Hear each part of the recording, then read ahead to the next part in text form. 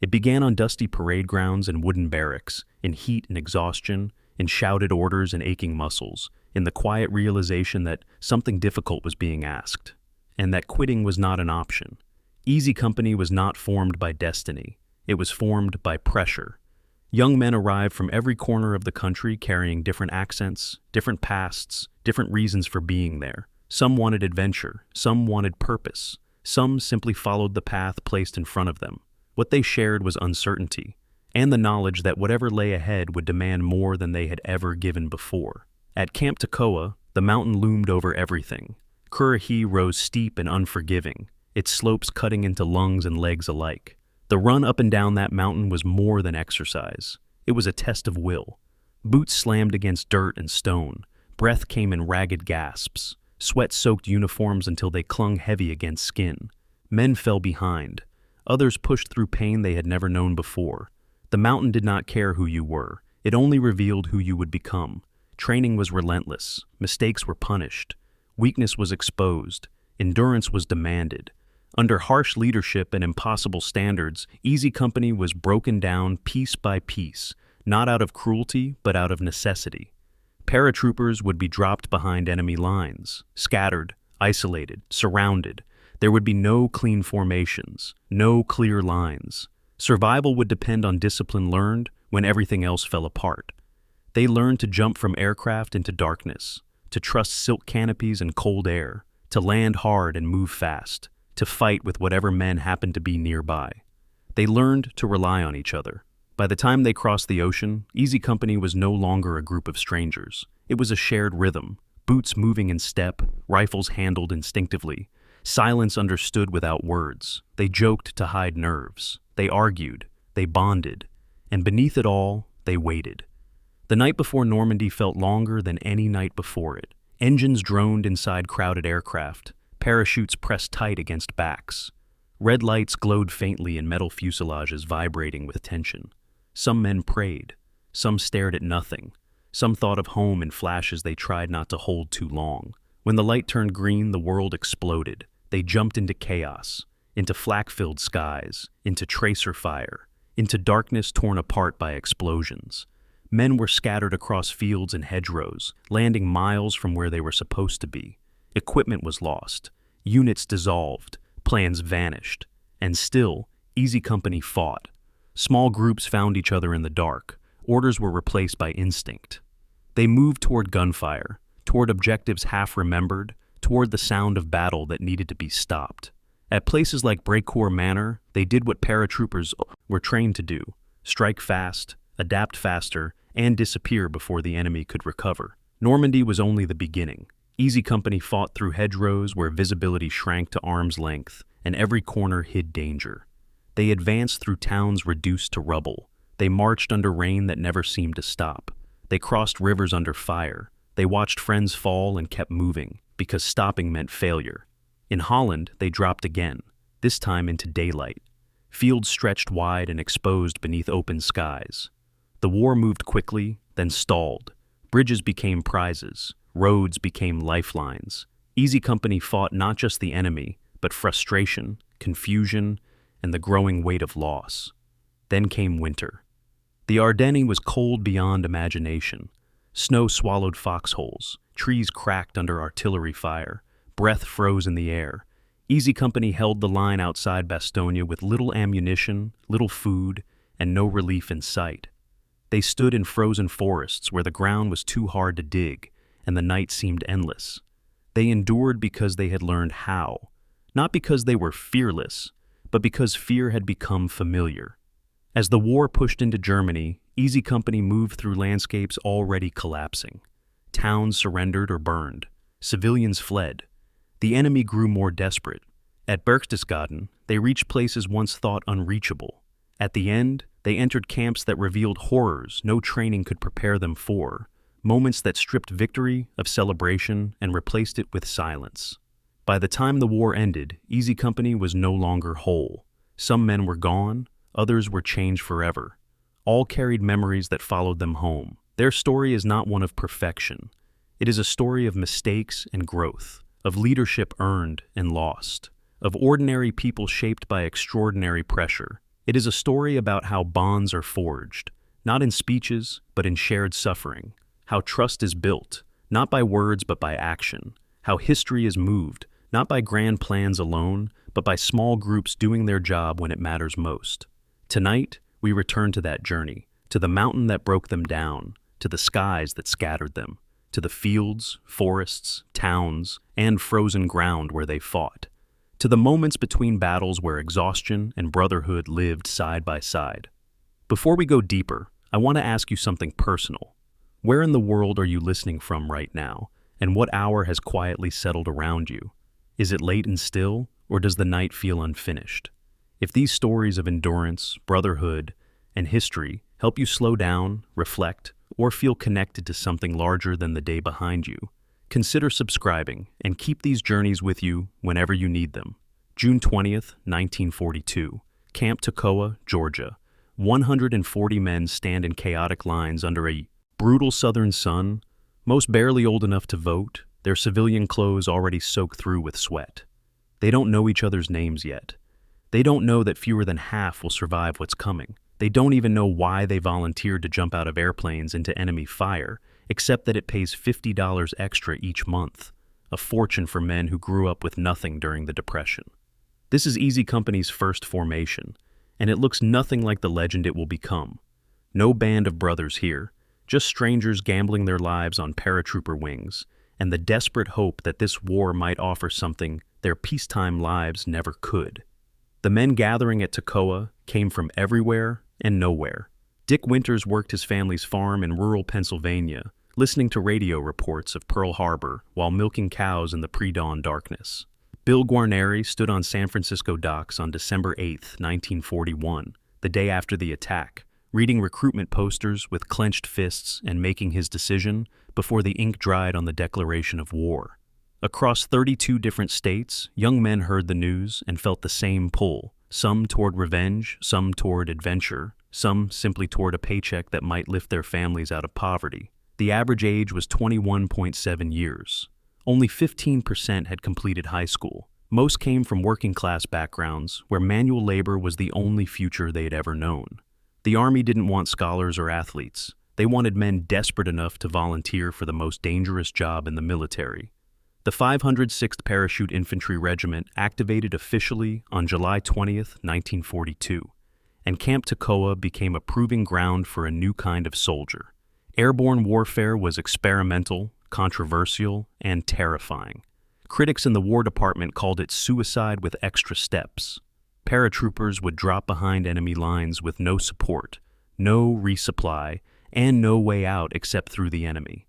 The casualty projections were catastrophic. Some estimates predicted 70% losses in the first wave, but the extra $50 monthly pay was worth $900 in today's money, and for men who had grown up hungry during the Depression, that was enough to sign their names and report to Georgia. They came expecting adventure. They got something else entirely. Camp Toccoa sat in the foothills of the Appalachian Mountains, dominated by Mount Currahee, a Cherokee word meaning stands alone. The mountain rose 1,735 feet above the red Georgia clay, 3 miles of brutal elevation gain that would become Easy Company's identity. But before they saw Currahee, before they learned what airborne meant, they met the man who would forge them through suffering, First Lieutenant Herbert Sobel. He arrived at Toccoa with a reputation for excellence in training and a personality that inspired immediate, visceral dislike. Sobel was demanding, petty, and obsessed with regulations to the point of absurdity. He wrote men up for infractions that didn't exist. He canceled weekend passes for microscopic flaws in equipment inspections. He seemed to take personal pleasure in making soldiers miserable. What the men didn't understand yet, what they wouldn't understand for years, was that Sobel's cruelty had a purpose. Paratroopers couldn't be normal infantry. They'd jump into darkness, land scattered and alone, and have to fight immediately without officers, without orders, without support. They needed to be harder than steel, mentally unbreakable, capable of functioning through exhaustion, terror, and chaos.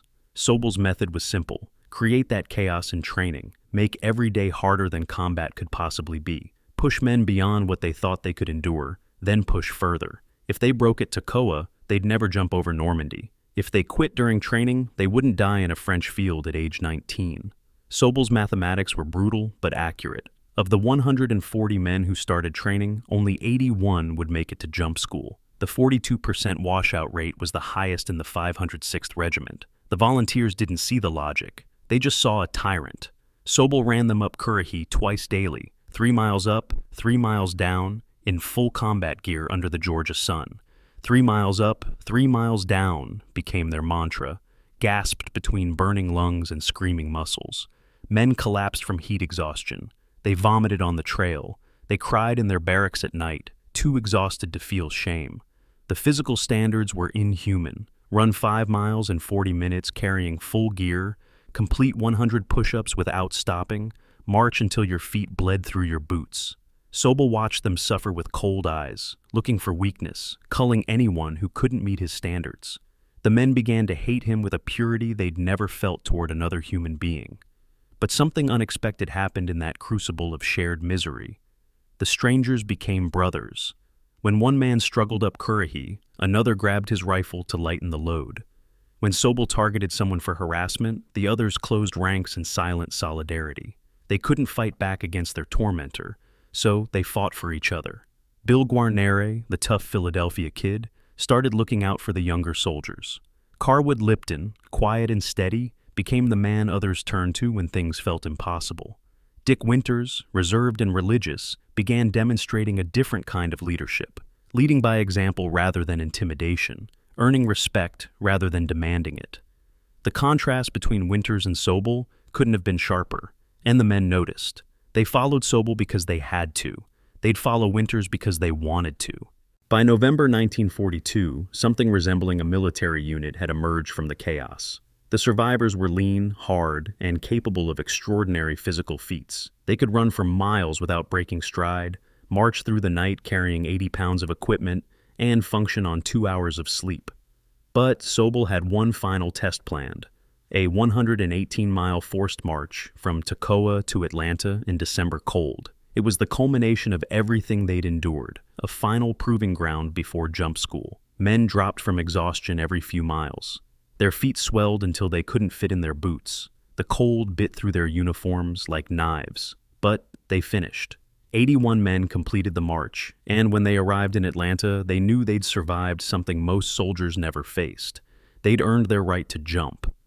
What none of them knew, what they couldn't possibly understand in November 1942, was that Sobel's torture had saved their lives.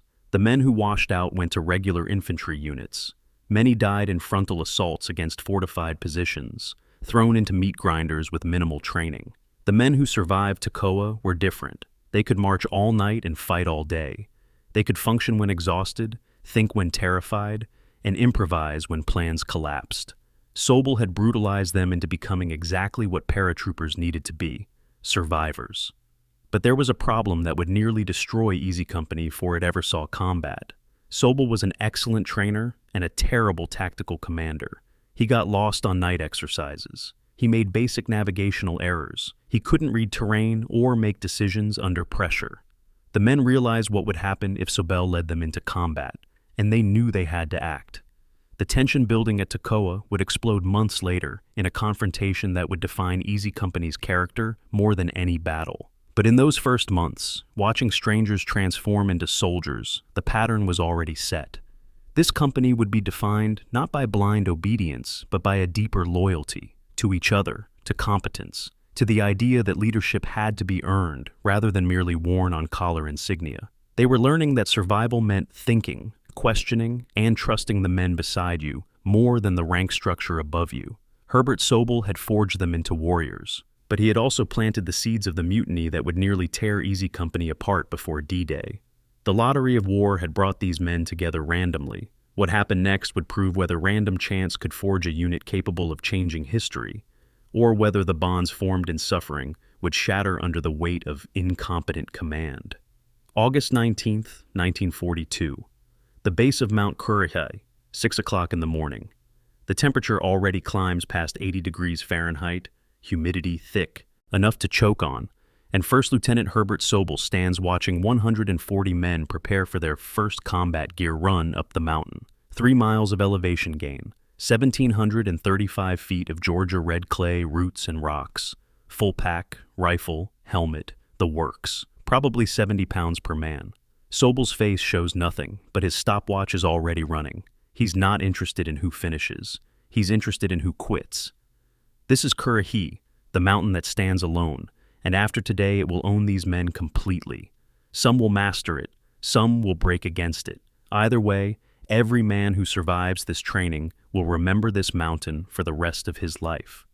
Dick Winters hits the trail at a sustainable pace, controlling his breathing, finding his rhythm. He grew up on a farm, knows how to work all day without burning out, understands that this is a marathon disguised as a sprint. Behind him, younger soldiers charge ahead with the enthusiasm of men who don't yet understand what 3 miles of elevation actually means to the human body. Winters watches them go, says nothing, keeps his steady pace. Halfway up, he starts passing the sprinters. They're bent over, gasping, faces purple with exertion. Some are vomiting on the trail. Others have simply stopped, standing with hands on knees, trying to remember how to breathe. Winters keeps moving, one foot in front of the other, using technique instead of just effort. This is his first lesson in a principle that will define his leadership. Conserve energy, think strategically, and never mistake activity for effectiveness. Sobel's training philosophy becomes clearer with each passing week. He's not just building strong soldiers, he's hunting for weakness and eliminating it without mercy. A man shows up to formation with a microscopic smudge on his rifle, entire weekend pass revoked for the platoon. Someone's footlocker has items arranged in the wrong order, extra duty for everyone in the barracks. The punishments are collective and seemingly random, designed to create pressure from every direction. Sobel wants to see who breaks, who complains, who turns on their fellow soldiers when things get hard. The washout rate climbs steadily. Men who looked fit and motivated in July are gone by September, sent to regular infantry units with pink slips noting their failure to meet airborne standards. Easy Company is bleeding volunteers, and Sobel watches without apparent concern. But there's a method emerging in the madness, visible to the men who pay attention. Sobel's impossible standards are creating something unexpected, unity through shared suffering. When he punishes everyone for one man's mistake, it teaches collective responsibility. When he cancels weekend passes for infractions nobody committed, it reveals his pettiness and pushes the men to rely on each other rather than the command structure. Bill Guarnere, the tough kid from Philadelphia who joined, the day after Pearl Harbor, becomes a barracks leader by sheer force of personality. Carwood Lipton, quiet and thoughtful, starts helping struggling soldiers prep their gear for inspections. The men are learning to function as a unit not because Sobel commands it, but because it's the only way to survive his tyranny. The infamous weekend pass incident in November crystallizes everything toxic about Sobel's command. Easy Company has been training for 4 months straight, running Currahee twice daily, drilling until muscle memory replaces conscious thought. The men are exhausted, homesick, desperate for 48 hours away from Toccoa. Passes are approved for the entire company, a rare reward for meeting Sobel's standards. Then, hours before the trucks leave for Atlanta, Sobel cancels everything. His stated reason? A single rifle in the company has a speck of dust in the barrel. The real reason? He can, and he wants the men to know he can. The barracks that night fills with a hatred so thick it's almost physical. Men talk in whispers about what they'd like to do to Sobel. Nobody acts on it, but the resentment burns deeper. Sobel makes his tactical incompetence impossible to ignore during a night training exercise in late September. He's supposed to lead Easy Company on a navigation exercise through the Georgia woods, following map coordinates to designated objectives. It's basic leadership training. Any competent officer should manage it easily. Sobel gets them lost within an hour. He misreads the terrain, confuses landmarks, and makes navigation decisions that contradict the obvious evidence of the landscape around them. The enlisted men, watching from their ranks, realize their commanding officer can't read a map. Dick Winters, serving as executive officer, quietly suggests corrections. Sobel ignores him, insisting on his own navigation. They wander through the woods for 6 hours, missing every objective, finishing the exercise in complete failure. The men emerge exhausted and angry, and for the first time, they're not angry at the difficulty of training. They're angry at Sobel's incompetence. The contrast between Sobel's administrative excellence and tactical failure creates a cognitive dissonance that will eventually explode. His training methods work. The The men are becoming extraordinarily capable soldiers. The physical conditioning is producing results that seem almost superhuman. Men who could barely run a mile in July are now covering 5 miles in 40 minutes with full combat gear. They can march all night, dig foxholes in frozen ground, and function on 2 hours of sleep. Sobel's efficiency rating from higher command reads, "excellent" for training preparation, but there's a second line on that efficiency report that the enlisted men don't see yet. "Poor" for tactical command. The Army knows Sobel is a liability in combat. The question is whether they'll do anything about it before he gets men killed. Winter arrives in Georgia, and Sobel plans his final test, a 118-mile forced march from Toccoa to Atlanta. It's December, cold for Georgia, and the men will march in formation carrying full combat loads. No trucks, no breaks longer than 10 minutes. Just 118 miles of asphalt and frozen ground, testing everything they have learned about endurance and collective willpower.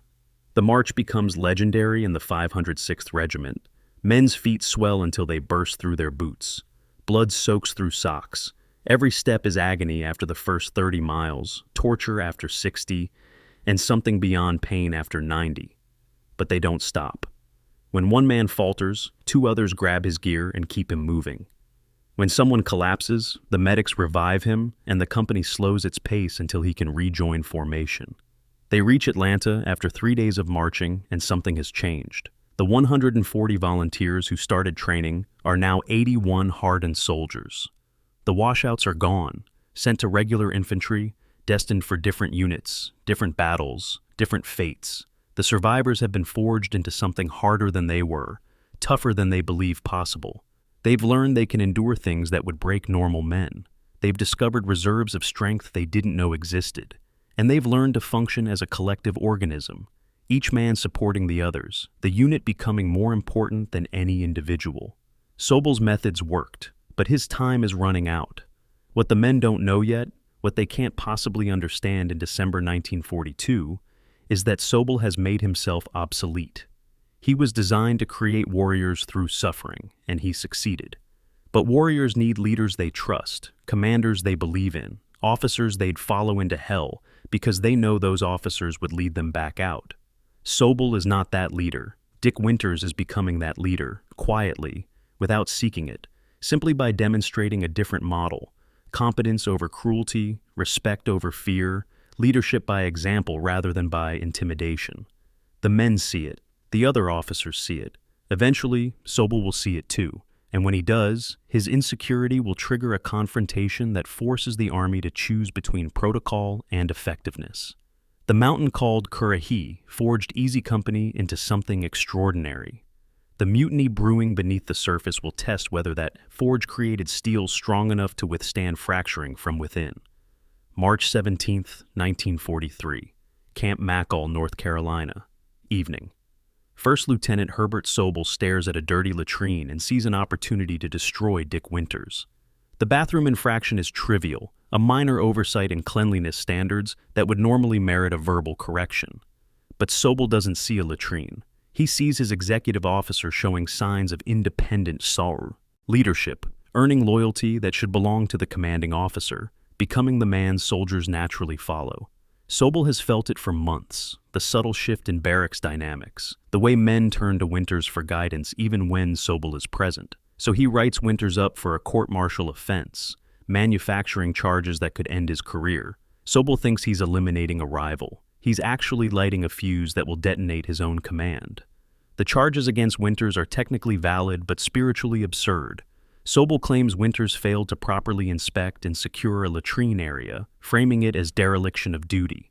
In reality, it's a power play, an attempt to humiliate the one officer in Easy Company who has the men's genuine respect. Winters recognizes the game immediately. He spent 8 months watching Sobel turn pettiness into an art form, but this is different. This isn't harassment, it's elimination. Sobel wants him gone, transferred out, removed as a potential threat. Winters could fight the charges, demand a hearing, defend himself through official channels. Instead, he accepts the court-martial and prepares to let the process play out. He's betting that higher command will see through Sobel's transparent vendetta. It's a risky bet, but Winters isn't the only one who sees what's happening. The non-commissioned officers of Easy Company, the sergeants who form the backbone of any military unit, have been watching Sobel for months. Bill Guarnere, the tough Philadelphia street fighter, Carwood Lipton, the quiet North Carolinian who became Easy's moral center. These men, and a dozen others, have endured Sobel's training, survived his arbitrary cruelty, and emerged as hardened combat leaders. They've also watched him get lost on every field exercise, make basic tactical errors, and demonstrate the kind of incompetence that gets soldiers killed. The winter's court-martial crystallizes a question they've been asking privately. Would we follow Herbert Sobel into combat? The answer is unanimous. No, absolutely not. They'd rather face court-martial themselves. Late March, 1943, a barracks room after midnight, Easy Company's senior NCOs gather in violation of about 6 different regulations. What they're planning is mutiny. There's no other word for it. They draft a letter stating they will not serve in combat under First Lieutenant Herbert Sobel's command. It's carefully worded, but unambiguous. They respect the training he provided, acknowledge his role in preparing them, but refuse to follow him into battle. They know exactly what they're risking. Refusing to serve under an assigned officer in wartime is a court-martial offense, potentially punishable by execution. They sign it anyway. Bill Guarnere signs. Carwood Lipton signs. One by one, the NCOs who survived Currahee commit their names to paper, betting their careers and possibly their lives that Colonel Robert Sink will value their judgment over. Military protocol. The letter reaches Colonel Sink's desk, and he faces an impossible choice. Protocol demands he court-martial everyone who signed, make an example, crush the mutiny, restore order through discipline. But Sink is a combat veteran, not a bureaucrat. He understands something the regulations don't acknowledge. A commander who has lost his men's trust is worthless in battle, regardless of what his rank insignia says. Sink reads between the lines. The NCOs aren't questioning authority. They're trying to save lives. They're telling him, in the most direct way possible, that Herbert Sobel will get them killed. Sink orders an investigation, quietly interviewing officers and enlisted men, building a picture of Easy Company's toxic command climate. What he discovers confirms the mutineers' assessment. Sobel is an excellent trainer and a terrible tactical leader. April 1943. Colonel Sink makes his decision with surgical precision. He doesn't court-martial the mutineers. That would decimate Easy Company's leadership and validate Sobel's paranoid power plays. He doesn't publicly rebuke Sobel. That would humiliate an officer who, despite his flaws, served the Army faithfully. Instead, Sink transfers Sobel to a jump school instructor position, removes him from combat command, and makes it look like a promotion. Sobel leaves Easy Company believing he's won, sent to an important training role, away from soldiers who never appreciated his genius. The NCOs return to duty without punishment, their gamble vindicated. And the Army assigns a new commanding officer to Easy Company, First Lieutenant Thomas Meehan, West Point graduate, well-regarded, and, crucially, someone the men don't automatically hate. Meehan's arrival changes everything. He's competent without being cruel, demands excellence without the pettiness, and actually knows how to read a map and execute tactics. Dick Winters becomes his executive officer. The court-martial quietly dropped. The NCOs who mutinied are restored to full authority, their judgment proven sound. Easy Company finally has leadership structure that makes sense. A commanding officer who can fight, and an executive officer the men would follow anywhere. The toxic climate evaporates. Men start training with purpose rather than resentment. The transformation is so dramatic that soldiers from other companies notice. Easy Company, once the most miserable unit in the 506th Regiment, becomes one of the most confident. But there's a historical irony playing out that nobody can see in April 1943. Herbert Sobel will serve through the entire war in training roles, preparing thousands of paratroopers but never commanding in combat. He'll retire from the Army, live into old age, and die without ever knowing whether he could have led men in battle. The soldiers he trained, the men who mutinied against him, will jump into Normandy on D-Day and fight through Europe's most brutal campaigns. Some will die in combat, others will live to become the most celebrated paratroopers in American history. And in their memoirs and interviews, almost every one of them will say the same thing. Herbert Sobel's training saved our lives, even though we couldn't follow him into battle. The contradiction will never be resolved. Sobel created Easy Company, but couldn't command it. The mutiny saved the unit, but destroyed the man who forged it. What the men don't realize in the spring of 1943 is that Sobel's removal creates a false sense of security. They've solved the leadership problem, yes, but they have also never experienced combat. They think competent officers and solid training equal survival. They haven't learned yet that war doesn't care about competence. Lieutenant Meehan is everything Sobel wasn't. Tactically sound, respected, capable. The men trust him completely. They believe that with Meehan leading and Winters as executive officer, Easy Company can handle anything the Germans throw at them. They're about to learn that the best prepared units still bleed, that even the most competent leaders die, and that combat is chaos that cannot be trained for, only endured. The mutiny saved Easy Company from incompetent leadership, but it also established a principle that will define them. They would question, resist, and if necessary, rebel against authority that threatened their survival. They weren't blindly obedient. They were thoughtfully loyal to each other, to competence, to the mission, but never to rank alone. That independence would serve them brilliantly in combat, when scattered drops and chaotic battles required initiative over obedience. But it would also create tension with the broader army structure, which valued compliance and protocol. Easy Company was becoming an elite unit, and elite units are always uncomfortable for the institutions that create them. They'd proven they could survive Currahee and overthrow bad leadership. Now they had to prove they could survive combat. D-Day was 13 months away. June 5th, 1944. RAF Upottery Airfield, England. 10:30 in the evening. Easy Company sits on the tarmac beside C-47 Dakota transports, faces blackened with burnt cork, bodies weighted down with equipment no human should carry into combat. 70 to 100 pounds per man, rifle, ammunition, grenades, rations, medical supplies, explosives, mortar rounds. They look like pack animals dressed as soldiers. The planes wait with engines silent, and the men wait with them, suspended in the terrible hours before an invasion they've known was coming for months. Some write final letters home, pen scratching paper in the fading light. Others check and recheck equipment, finding comfort in ritual. A few sleep, the unconsciousness of men who've learned to rest whenever possible. Most just sit and think about mortality while the English June evening slowly darkens toward the midnight. Jump. The winter and spring of 1944 transformed Easy Company from American soldiers into temporary English citizens. They were billeted in Aldbourne, a small village in the Wiltshire countryside, where locals opened their homes to young paratroopers who seemed impossibly exotic and impossibly doomed. Dick Winters stayed with a family who treated him like a son. Bill Guarnere found a pub that would extend him credit when the poker games went badly. The men attended village dances, dated English girls, and tried not to think too hard about the invasion everyone knew was coming. Aldbourne became a sanctuary, a brief taste of normal life before the storm. The villagers knew most of these boys wouldn't come back. The soldiers knew it too. Nobody said it out loud. Training intensified through the spring, with a specificity that revealed the invasion's imminence. Easy Company practiced beach assault scenarios, studied aerial photographs of Norman coastline, and rehearsed until every man could recite his D-Day objectives in his sleep. Their mission? Drop behind Utah Beach, advance inland, and neutralize German artillery positions that could slaughter troops landing on the beaches. Specific targets were identified: Brecourt Manor, coastal batteries, communication posts. The briefings showed topographical maps, enemy positions, expected resistance levels.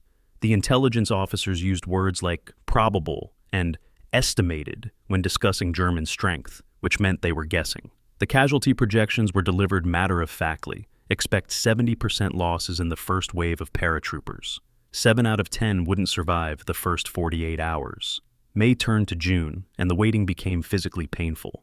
Soldiers were confined to sealed military camps, cut off from civilians, given increasingly detailed information about Operation Overlord. They learned they'd be jumping at 12:30 in the morning on June 6th, the first Americans over Normandy, hours before the beach landings began. They memorized recognition codes, studied maps until the Norman countryside felt familiar, and absorbed the weight of what was coming.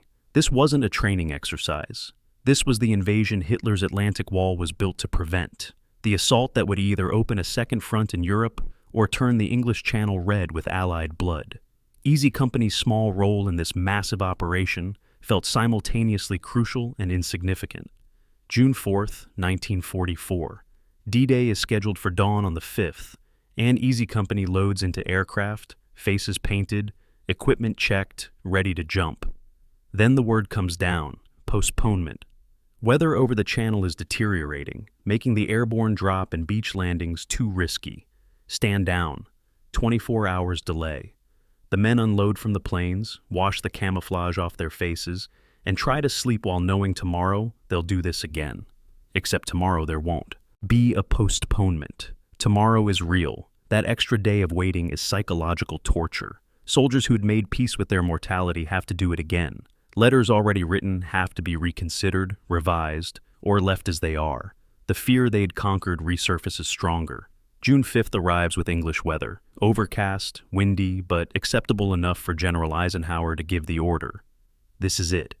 Easy Company receives final briefings in the afternoon.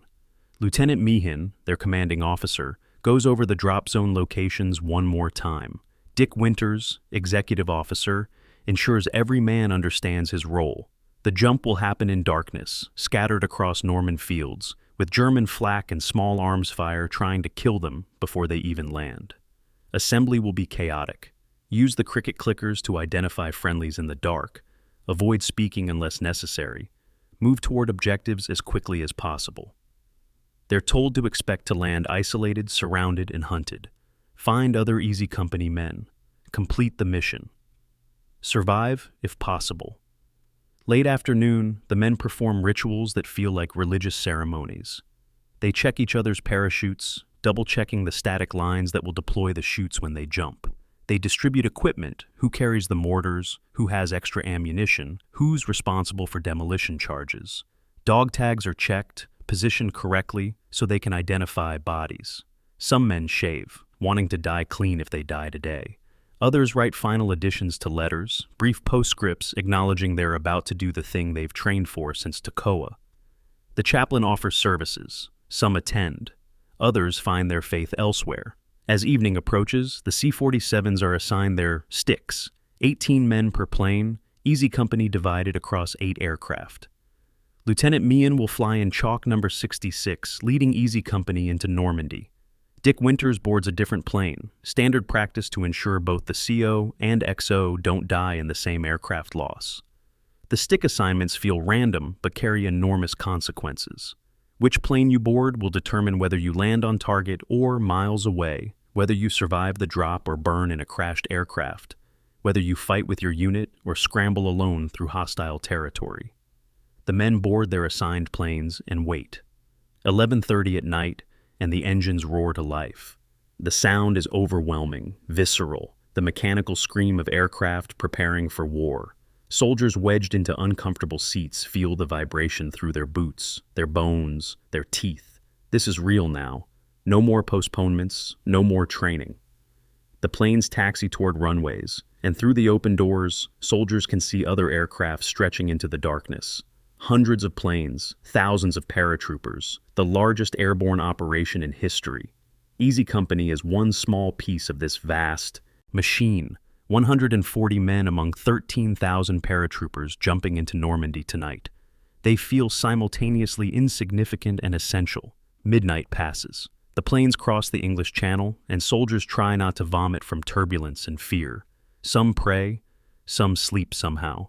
Others sit in silence, each man alone with his thoughts, even while pressed shoulder to shoulder with his brothers. They have trained for 2 years for this moment. They have survived Currahee, endured Sobel, mutinied against incompetence, and forged themselves into the best unit in the 506th Regiment. They trust their training, trust their leaders, trust each other. What they don't know, what they can't possibly know until the jumpmaster gives the order and they leap into the darkness, is that everything they've prepared for is about to dissolve into chaos. Their commanding officer will die before reaching the ground. Their drop will scatter them miles off target, and the 70% casualty estimate will prove horrifyingly accurate. But that knowledge awaits them on the other side of midnight, in the darkness over Normandy, where history and tragedy converge. June 6th, 1944.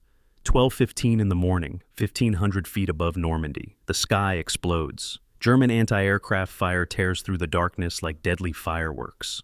Tracer rounds drawing luminous lines between earth and sky, and the C-47 transports scatter like panicked birds. Inside Lieutenant Meehan's aircraft, Chalk 66, 18 men brace against the violent, evasive maneuvers as the pilot tries to dodge flak. They can hear shrapnel punching through the fuselage, feel the plane shuddering under impact, and smell the acrid smoke of burning metal. The jumpmaster screams for them to exit, but before the order finishes, the plane lurches violently to one side. Something critical is hit. Chalk 66 is going down, and everyone aboard knows it. This is how Easy Company's D-Day begins, not with a heroic jump, but with their commanding officer falling from the sky in a burning aircraft, dying before the invasion even starts. Dick Winters lands hard in a Norman field, his parachute collapsing around him, and lies still for a moment listening to the sounds of war. Gunfire in multiple directions. Explosions, aircraft engines screaming overhead, German voices shouting somewhere close. He's alone, disoriented, completely uncertain of his location relative to the drop zone. This is the nightmare scenario they trained for but couldn't fully prepare for. A night combat jump into contested territory, with zero visibility and complete tactical confusion. Winters cuts himself free from the parachute harness, pulls his weapon, and tries to remember the recognition signal. Cricket clicker. Click-clack for challenge. Click-clack-click for response. He clicks twice into the darkness and waits. Nothing. He's utterly alone in enemy territory. The German anti-aircraft defense exceeded every Allied prediction. Intelligence estimated moderate flak resistance. What the paratroopers encountered was a coordinated wall of fire, heavy machine guns, and 88mm cannons throwing up a curtain of explosive death. Pilots scattered to avoid the worst of it, which meant paratroopers jumped from the wrong locations, the wrong altitudes, the wrong speeds. Instead of concentrated drops that would allow companies to assemble quickly, the 82nd and 101st Airborne Divisions scattered across 50 square miles of Norman countryside. Easy Company's drop was catastrophic even by these standards. Men landed miles from the designated drop zone. Equipment bundles, containing machine guns, mortars, and heavy weapons, fell into flooded areas and were lost. Of Easy Company's 140 men, only 38 found each other in the first hours after landing. Lieutenant Meehan's plane never had a chance. Witnesses from other aircraft reported seeing Chalk 66 take multiple hits, engines smoking, losing altitude rapidly. The plane disappeared toward the English Channel, presumably attempting an emergency landing on water. It crashed into the sea somewhere between England and France, sinking quickly in cold water with all hands aboard. Lieutenant Thomas Meehan, 18 Easy Company soldiers, all killed before they could contribute to the invasion. Their bodies wouldn't be recovered for years. 4 were finally found in 1948 during Channel cleanup operations. The others were never recovered, listed eternally as lost at sea. Easy Company's command structure disintegrated before the battle began. Dick Winters clicks his cricket into the darkness for the 7th time and finally receives a response. Click, clack, click. He moves toward the sound, rifle ready, and finds Private First Class Popeye Wynn. 2 men. Then they find another. And another. Slowly, moving through hedgerows and across open fields, avoiding German patrols, Easy Company soldiers coalesce into small groups. Winters emerges as the ranking officer present in his group, not because anyone appointed him, but because soldiers gravitate toward competence and Winters radiates tactical intelligence even in chaos. By 3:30 in the morning, he's collected 11 men. It's not a company, it's barely a squad, but it's enough to start executing the mission. The reality of their situation becomes clearer as darkness gives way to pre-dawn light. They're approximately 2 miles south of the intended drop zone. Easy Company is scattered across the Norman countryside in fragments. Some groups have 5 men, some have 2, some soldiers are still alone and searching. The equipment they need for their assigned objectives is lost or miles away. Communication with higher command is non-existent. The radios were in equipment bundles that landed in swamps. And Lieutenant Meehan is missing, presumed dead, which means Dick Winters is now commanding Easy Company, despite having no official orders and no way to coordinate with the rest of the battalion. Command by circumstance, leadership through necessity. By dawn on June 6th, the invasion's scope becomes visible. From elevated positions, Winters and his small group can see the English Channel filled with ships, the largest naval armada in history, delivering 150,000 Allied troops to French beaches. They can hear the naval bombardment, feel it through the ground, watch smoke rising from German positions, getting pulverized by battleship guns. Utah Beach is maybe 3 miles north, and Allied soldiers are dying there by the hundreds, pinned down by German artillery that Easy Company was supposed to neutralize. The mission hasn't changed just because the drop scattered them. If anything, it's more urgent. German guns are killing American troops, and stopping those guns is why Easy Company jumped into Normandy. The first 6 hours of D-Day cost Easy Company 7 killed, 12 wounded, and 23 missing. The missing would gradually be accounted for. Some found other units and fought with them. Some were captured, some were killed, but their bodies not yet found. And a very few, like Lieutenant Meehan's crew, were simply gone forever. The casualty rate matched predictions almost exactly. 70% losses among the first wave. The mathematics of war proving accurate, but the men who survived those first chaotic hours discovered something crucial about themselves. They could function in chaos. The training at Toccoa, the brutal conditioning under Sobel, the endless practice jumps and tactical exercises, all of it paid off in the ability to improvise, adapt, and execute missions even when everything went wrong. Dick Winters gathers his small force and makes a decision that will define his leadership for the rest of the war. They will not wait for orders. They will not try to assemble the full company before acting. They will find a mission and complete it with whatever men they have. This is the opposite of military doctrine, which emphasizes consolidation and coordination. But Winters understands that doctrine assumes communication and unit cohesion. In the current situation, scattered, leaderless, surrounded, waiting means letting German artillery keep killing Americans on Utah Beach. Action, even with an undersized force, serves the mission better than paralysis. He leads his 11 men toward the sound of fighting, toward their original objectives, into the chaos that is Normandy on D-Day. What none of them knows yet, what they'll only learn hours later, is that their new commanding officer, the man who will lead them through the rest of the war, is already leading them. Dick Winters doesn't have orders appointing him. He has necessity, competence, and the trust of men who've watched him demonstrate leadership for 2 years. He'll learn of Meehan's death, officially sometime on June 6th, and at that moment his field command will become formal. But the reality is already in place. Easy Company belongs to Dick Winters now, forged not through assignment, but through circumstance, through his actions in the darkness when rank meant nothing and only leadership mattered. The scattered jump that should have destroyed Easy Company instead revealed who they truly were. Soldiers who could adapt, improvise, and fight, even when every advantage was stripped away. Currahee had prepared them. The mutiny had taught them to trust judgment over rank. Now Normandy was teaching them that survival meant thinking, not just obeying. The invasion was hours old, and Easy Company was already being transformed. June 6th, 1944. 8 o'clock in the morning, Normandy countryside. Dick Winters receives orders from Colonel Robert Sink that will define his military career and change Army tactical doctrine for the next 80 years. German 105mm artillery pieces are firing on Utah Beach from positions near Brecourt Manor, killing American soldiers as they struggle through surf and sand. The guns must be silenced. Winters has 13 men, not a platoon, not even a full squad, just 13 paratroopers scraped together from the scattered D-Day drop. The Germans have an estimated 50 infantry protecting 4 heavy artillery pieces dug into fortified positions behind Hedgerows. The mathematics suggest this mission is suicide.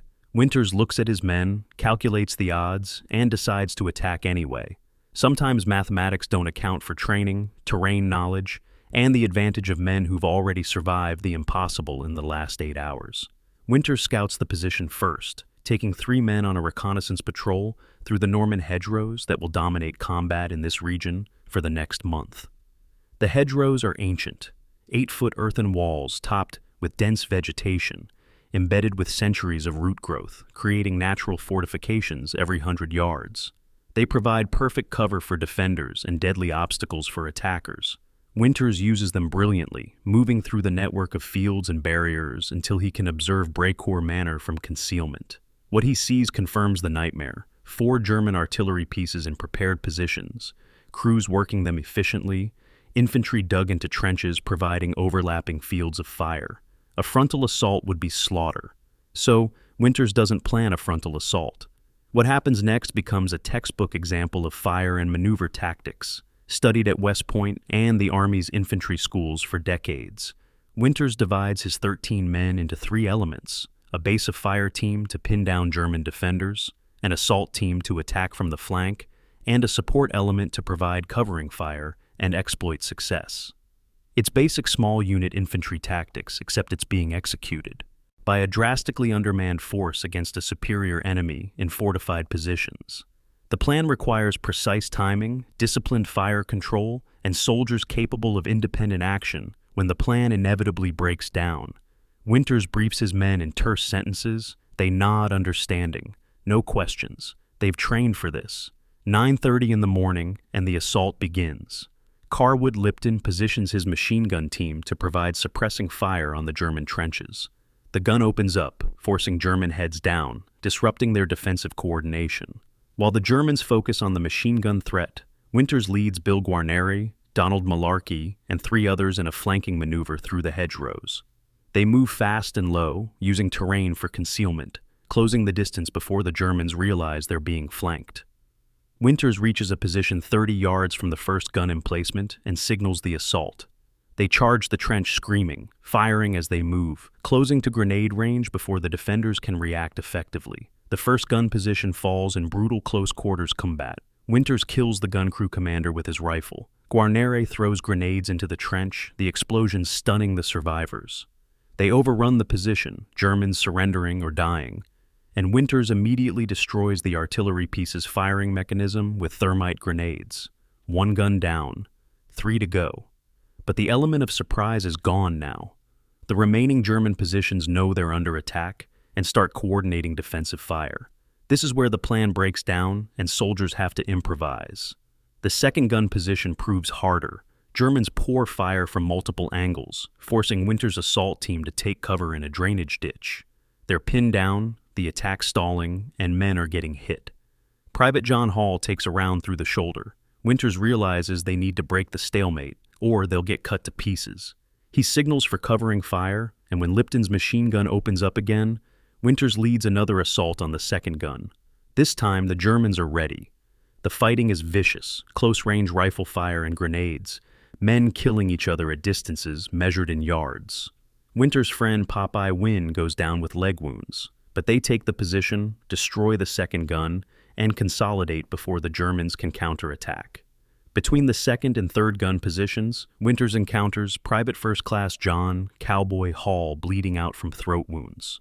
The round severed his carotid artery, and there's nothing either the medics can do except make him comfortable while he dies. Hall knows it. Winters knows it. They exchange a look that contains everything: acknowledgement, respect, the terrible understanding that this is how wars are won, through the deaths of men barely old enough to vote. Hall dies within minutes. Winters has no time to process it. The third gun is still operational, still killing Americans on Utah Beach, and the mission isn't complete until all 4 guns are silenced. The assault on the third gun benefits from reinforcements. Lieutenant Ronald Spears arrives with additional paratroopers from Dog Company, doubling Winters' effective force. The combined group overwhelms the German position through sheer momentum, suffering casualties but maintaining pressure. The Germans begin falling back toward the fourth gun, their defensive cohesion breaking. Winters presses the advantage, knowing that hesitation gives the enemy time to reorganize. They assault the fourth position with the fury of men who've already paid too high a price to stop now. The final gun falls by 12:30 in the afternoon. 4 hours of sustained combat. 4 artillery pieces destroyed. The guns that were slaughtering men on Utah Beach are silent. The butcher's bill comes due when the adrenaline fades. Easy Company suffered 4 men killed and 6 wounded out of the 13 who started the assault, a 38% casualty rate. The Germans lost an estimated 15 to 20 killed, 12 captured, and the rest scattered, but the strategic impact vastly exceeded the tactical cost. Those 4 guns were firing on Utah Beach's causeway exits, the narrow paths off the beach that channeled American troops into kill zones. By silencing them, Winters' assault prevented an estimated 150 American casualties. The mathematics of war. trade 13 men's blood for 150 men's lives. It's a ratio that makes strategic sense and moral horror simultaneously. Dick Winters receives the Distinguished Service Cross for the Brecourt Manor Assault, the second highest valor award in the U.S. military, one step below the Medal of Honor. But the real impact is doctrinal. After the war, Army analysts study the action in detail, interview participants, and reconstruct Winters' tactics. The assault becomes the template for how small units should attack fortified positions: reconnaissance first, fire and maneuver tactics, disciplined fire control, exploitation of flanking opportunities, maintaining momentum even under casualties. Brecourt Manor gets taught at West Point. It appears in infantry training manuals. 80 years later, officers still learn Dick Winters' name in connection with textbook small unit tactics. But for the men who fought it, Brecourt Manor is remembered differently, not as a tactical triumph, but as the day they learned the real cost of war. The day Cowboy Hall bled out in a Norman field. The day they discovered that even perfect execution doesn't prevent casualties, that training and courage and brilliant tactics still leave men dead in ditches. Dick Winters will spend the rest of his life uncomfortable with the fame Brecourt brings him. He'll insist in interviews and memoirs that the credit belongs to the men who followed him into that assault, who executed the plan under fire, who paid with blood for the artillery pieces they destroyed. The Army celebrates Brecourt as a victory. The survivors remember it as the price of victory and wonder if any tactical brilliance justifies what they saw in those hedgerows on D-Day morning. June 8, 1944. Carentan, France. Dawn. Easy Company advances into a Norman town that represents everything terrible about hedgerow warfare, compressed into a square mile of hell. Carentan sits at the junction of Utah and Omaha Beach causeways, strategically vital, which means the Germans will defend it savagely, and the Americans must take it regardless of cost. The town is burning from artillery bombardment, smoke turning morning into twilight, and German snipers occupy every window and rooftop. Easy Company has orders to clear the townhouse by house, which means close-quarters combat in conditions that favor defenders enormously. They have been in continuous combat for 48 hours since jumping on D-Day. They're exhausted, under strength, and running on adrenaline and fear. The next 4 days will cost them 30% casualties and teach them that D-Day was just the beginning. The Battle of Carentan dissolves into urban warfare chaos that makes Brecourt Manor look clean by comparison. In hedgerow assaults, you can at least see the battlefield, identify positions, maneuver around obstacles. In town fighting, every doorway is a potential ambush, every window a sniper position, every pile of rubble a machine gun nest. Easy Company advances building by building, kicking down doors, clearing rooms with grenades and rifle fire, trying not to kill French civilians cowering in basements. The Germans fight from prepared positions, falling back slowly, making the Americans pay for every block. Bill Guarnere kicks in a door and walks into a burst of machine gun fire that somehow misses. The next soldier through isn't as lucky. June 12, 1944. Carentan is theoretically secured, but the Germans launch a massive counterattack at dawn that nearly overruns Easy Company's positions. Panzers, German tanks, roll into town supported by infantry, and suddenly Easy Company is fighting desperately just to avoid being surrounded and annihilated. They're dug into hasty defensive positions with minimal anti-tank weapons, watching armor advance toward them with the terrible knowledge that rifles don't stop tanks. The situation becomes critical. Men start calculating surrender versus death, wondering which is preferable. Then, American tank destroyers arrive, rushing forward to engage the panzers, and the counterattack stalls in a mechanized brawl that saves Easy Company from destruction.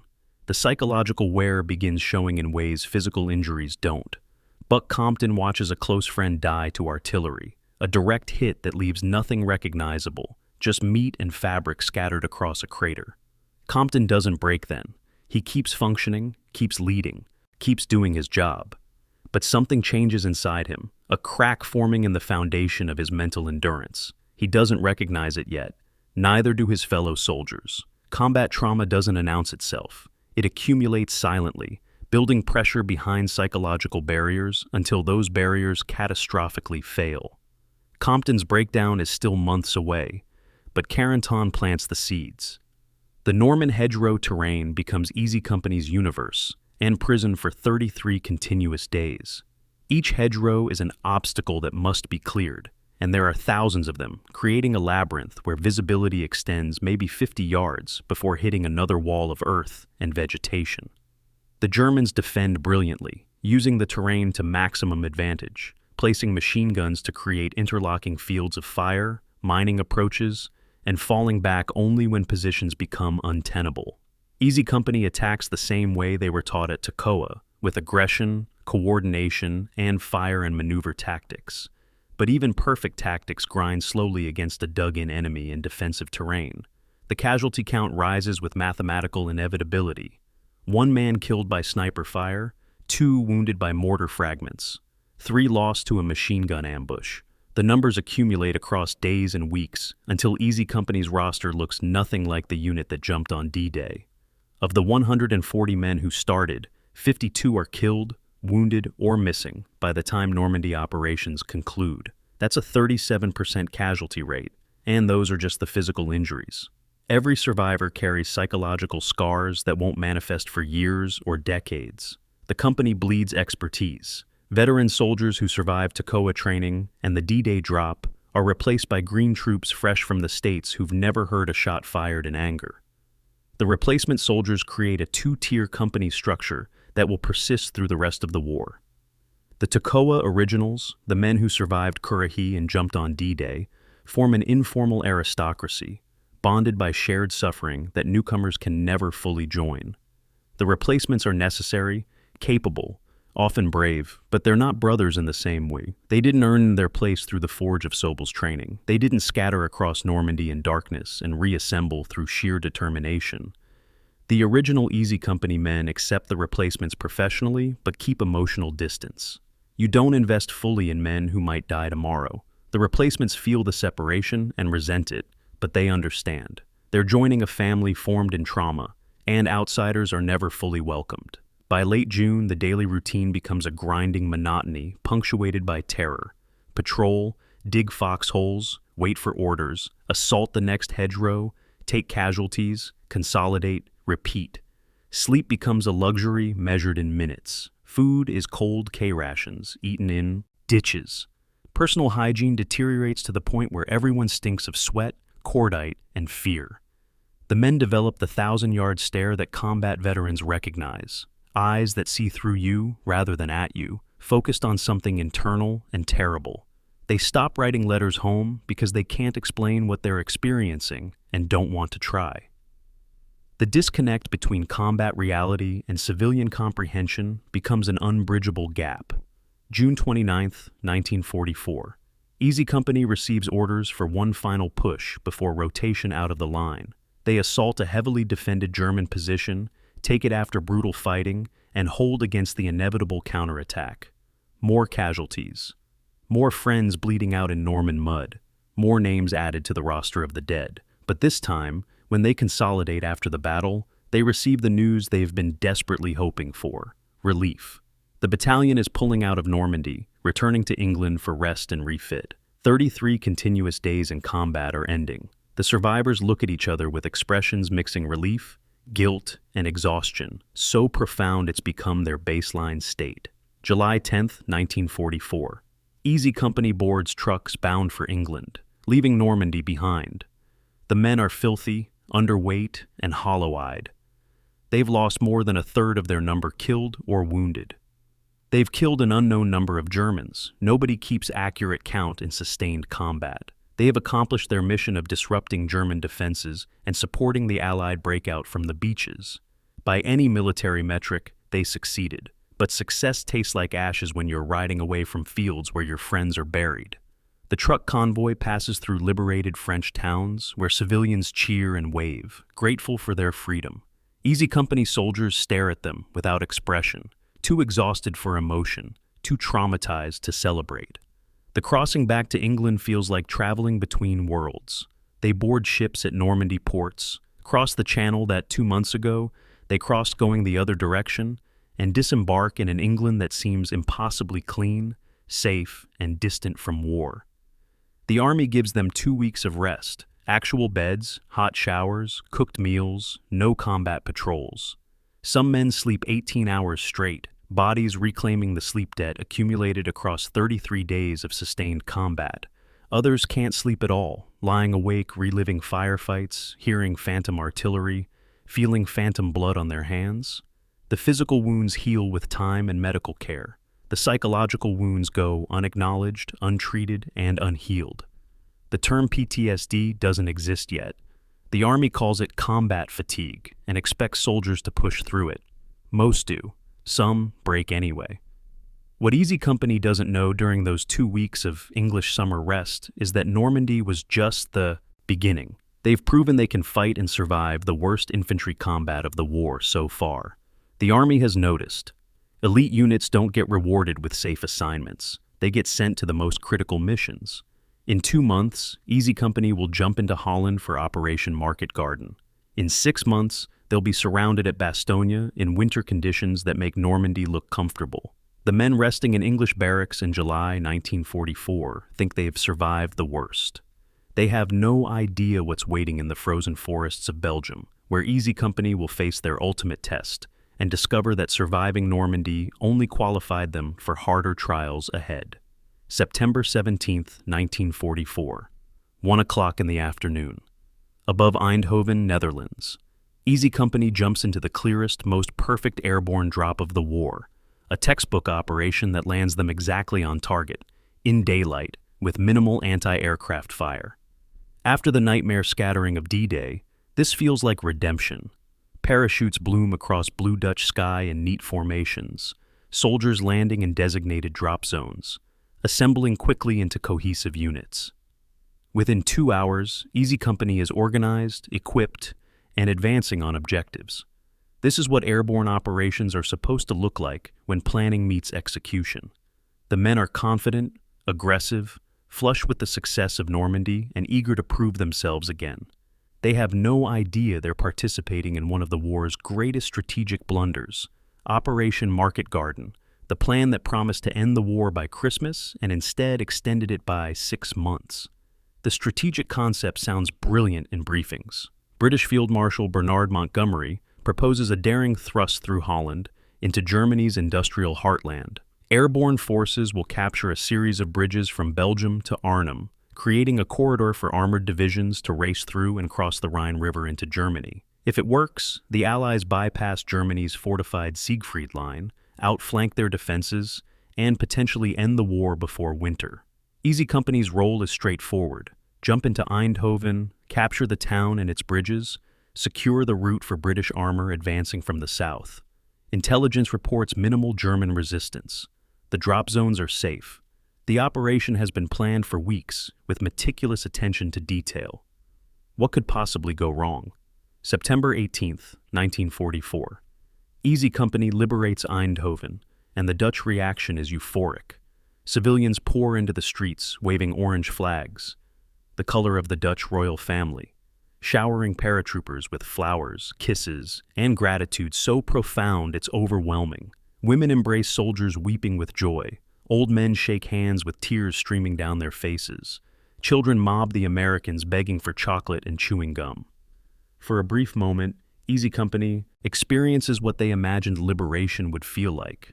Not the grim house-to-house fighting of Carentan, but genuine welcome from people who've endured 4 years of Nazi occupation. The celebration feels earned, validating, a reward for surviving Normandy. It also creates a false sense that Market Garden is working. The problems emerge on Hell's Highway, the single narrow road running from Belgium through Eindhoven toward Arnhem that the entire Allied offensive depends on. German forces, supposedly scattered and demoralized, launch coordinated counterattacks that cut the highway in multiple places. Suddenly, the British armor can't advance. Supply convoys can't get through. The entire operation's timeline, already aggressive to the point of recklessness, starts slipping. Easy Company finds itself fighting not to advance, but to keep the highway open, engaging German infantry and armor in battles that weren't supposed to happen because the intelligence said German forces in this sector were weak and disorganized. The intelligence was catastrophically wrong. September 19th through 20th, 1944. Easy Company fights along Hell's Highway, in confusing, fragmented engagements that lack the clear objective structure of Normandy combat. They're essentially playing defensive guard duty on a supply route, which means reacting to German attacks rather than executing planned assaults. It's frustrating, grinding work with unclear purpose. Soldiers can't see how their individual firefights contribute to the larger operation.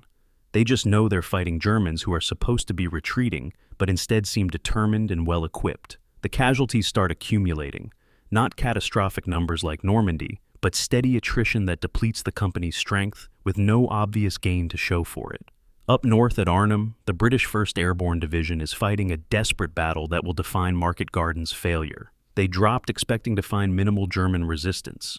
Instead, they encountered two SS Panzer divisions refitting in the Arnhem area, elite German armor that intelligence either missed or ignored. The British paratroopers are being systematically destroyed, trying to hold the Arnhem Bridge against overwhelming force.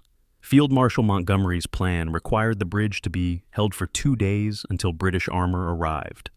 The British paratroopers hold it for 4 days before being overrun. The armor never arrives, Hell's Highway never fully opens, the Rhine crossing never happens. Easy Company soldiers hear rumors of the disaster at Arnhem, but don't grasp its full scope until after the operation ends. They're too focused on their immediate tactical situation, holding highway sections, repelling German counterattacks, trying not to die in battles that feel increasingly pointless. On September 24th, the operation's futility becomes undeniable. The British ground forces reach the Waal River but can't push beyond it. The Arnhem Bridge is lost. The Germans have sealed off the penetration. Market Garden has failed. Easy Company receives orders to withdraw across the Waal, consolidate positions, and prepare for defensive operations.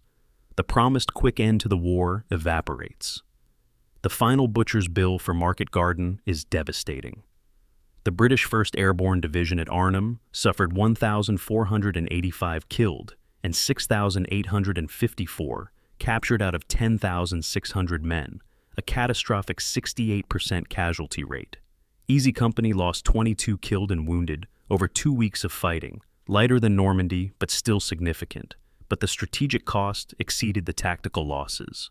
Market Garden delayed the Allied advance by 2 months, allowed Germany time to reinforce its defenses, and guaranteed the war would continue through another winter. The operation that promised to end the war by Christmas instead ensured soldiers would be fighting through snow and ice into 1945.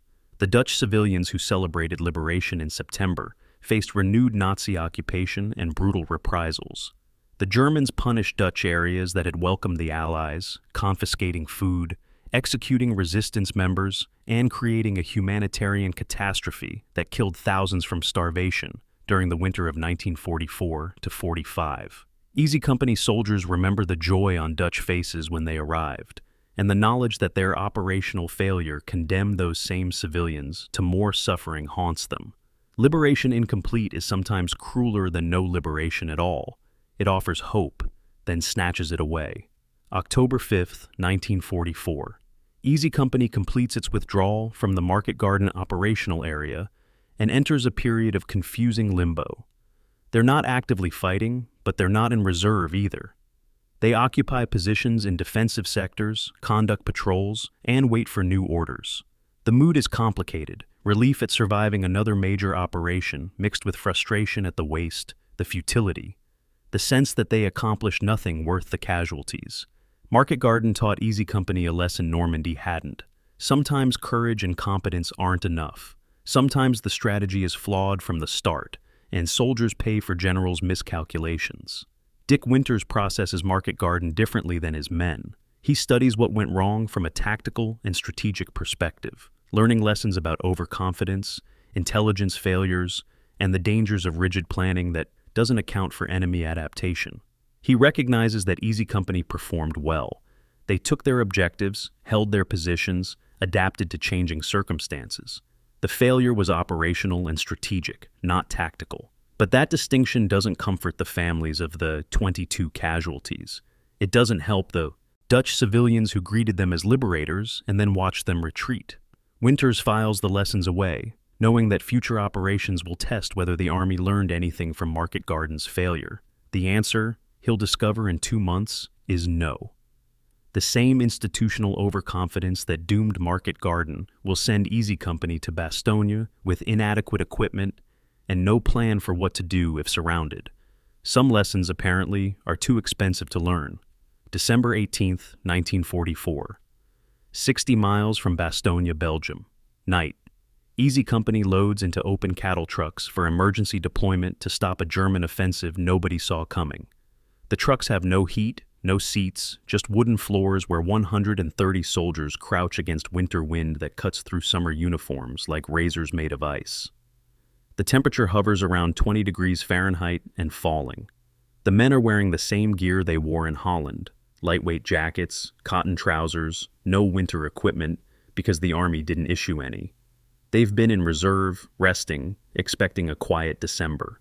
Instead, Hitler launched a massive surprise attack through the Ardennes forest 3 days ago, and now the 101st Airborne Division is racing to plug the gap before German panzers reach the Meuse River and split the Allied front in half. The 60-mile journey takes 10 hours. Men arrive at Bastogne already half frozen, and the siege hasn't even begun. Bastogne is a transportation hub. 7 roads converge on the small Belgian town, which makes it strategically vital to both sides. Whoever controls Bastogne controls movement through the Ardennes. The Germans need it to sustain their offensive. The Americans need it to prevent German breakthrough. Easy Company and the rest of the 101st Airborne arrive on December 19th and immediately establish defensive perimeter around the town. The initial intelligence briefings are optimistic. They'll hold for a few days until armored reinforcements arrive, then push the Germans back. The intelligence is, once again, catastrophically wrong. Within 48 hours, German forces complete the encirclement. The 101st Airborne is surrounded, cut off from resupply, and facing an enemy that outnumbers them 5-1. December 20th, 1944. The reality of their situation becomes undeniable. Easy Company digs foxholes in frozen ground so hard it barely yields to entrenching tools. The positions are shallow, inadequate, barely deep enough to provide protection from artillery. The men hunker down and wait for the German assault they know is coming. The temperature drops to 10 degrees Fahrenheit, then 0, then below 0. Frostbite becomes as dangerous as German bullets. Soldiers wrap their feet in whatever cloth they can find, trying to prevent trench foot. It doesn't work. Within a week, Easy Company will have 13 cases of TU. Severe frostbite and trench foot requiring evacuation, nearly as many as combat casualties. The German surrender demand arrives on December 22nd. 4 German officers approach American lines under a white flag carrying an ultimatum: surrender Bastogne or face annihilation.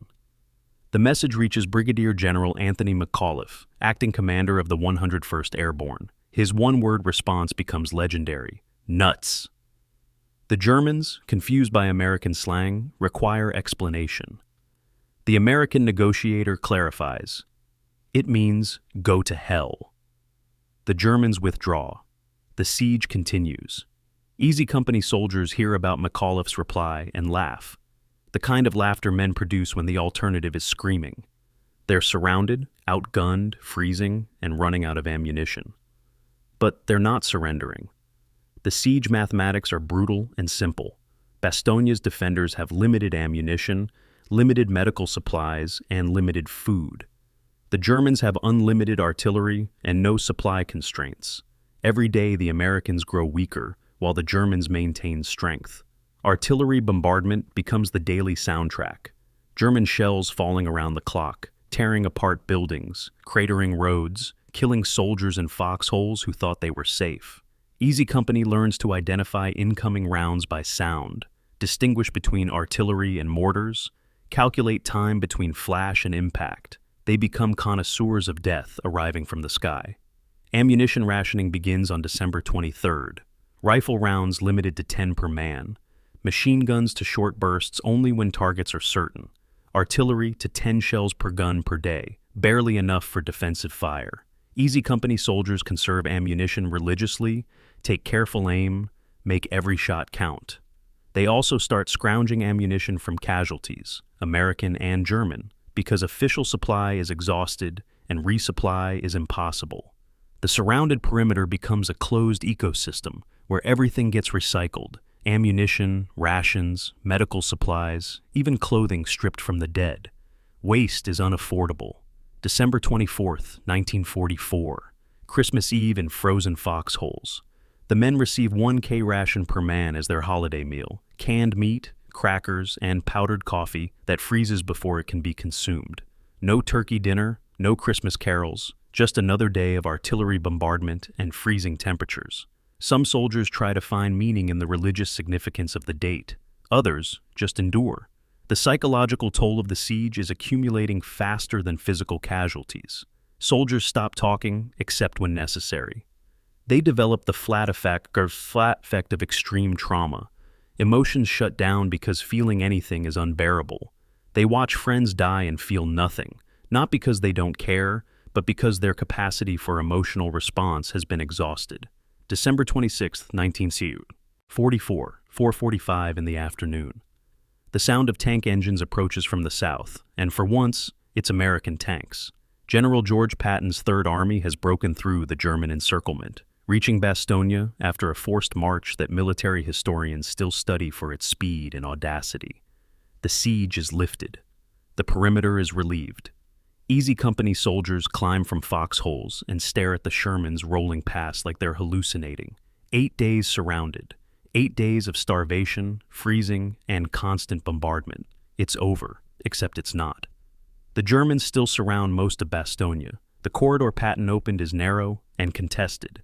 Easy Company will remain in combat around Bastogne for another 2 weeks. The fighting continues through early January as American forces expand the corridor and push German forces back. Easy Company participates in counterattacks, patrol actions, and defensive operations that blend together into an exhausted blur. The weather remains catastrophic. Temperatures regularly hitting -20 Fahrenheit with wind chill. Men lose fingers and toes to frostbite. Others develop trench foot so severe they can't walk. The medical aid station operates from a cellar with minimal supplies, treating casualties by candlelight because there's no electricity. Wounded soldiers can't be evacuated until the siege lifts, so they lie in the cellar listening to artillery and wondering if they'll bleed out before medical help arrives. January 9th, 1945. Easy Company is finally withdrawn from the Bastogne sector after 23 consecutive days in combat. The casualty count is devastating: 18 killed, 47 wounded, and 13 severe frostbite cases requiring evacuation. The survivors have lost an average of 15 to 20 pounds from malnutrition and stress. They look like concentration camp victims, hollow-eyed, emaciated, aged 20 years and 3 weeks. The Army sends them to rear areas for rest, hot food, and medical care. Some soldiers sleep for 24 hours straight. Others can't sleep at all, too traumatized by the experience to relax even when safe. Bastogne broke something in Easy Company that Normandy and Market Garden hadn't touched. It proved that even elite soldiers have breaking points, and the frozen siege found those limits for many men. The Battle of the Bulge, Hitler's Ardennes offensive that Bastogne was central to stopping, ended in complete German failure.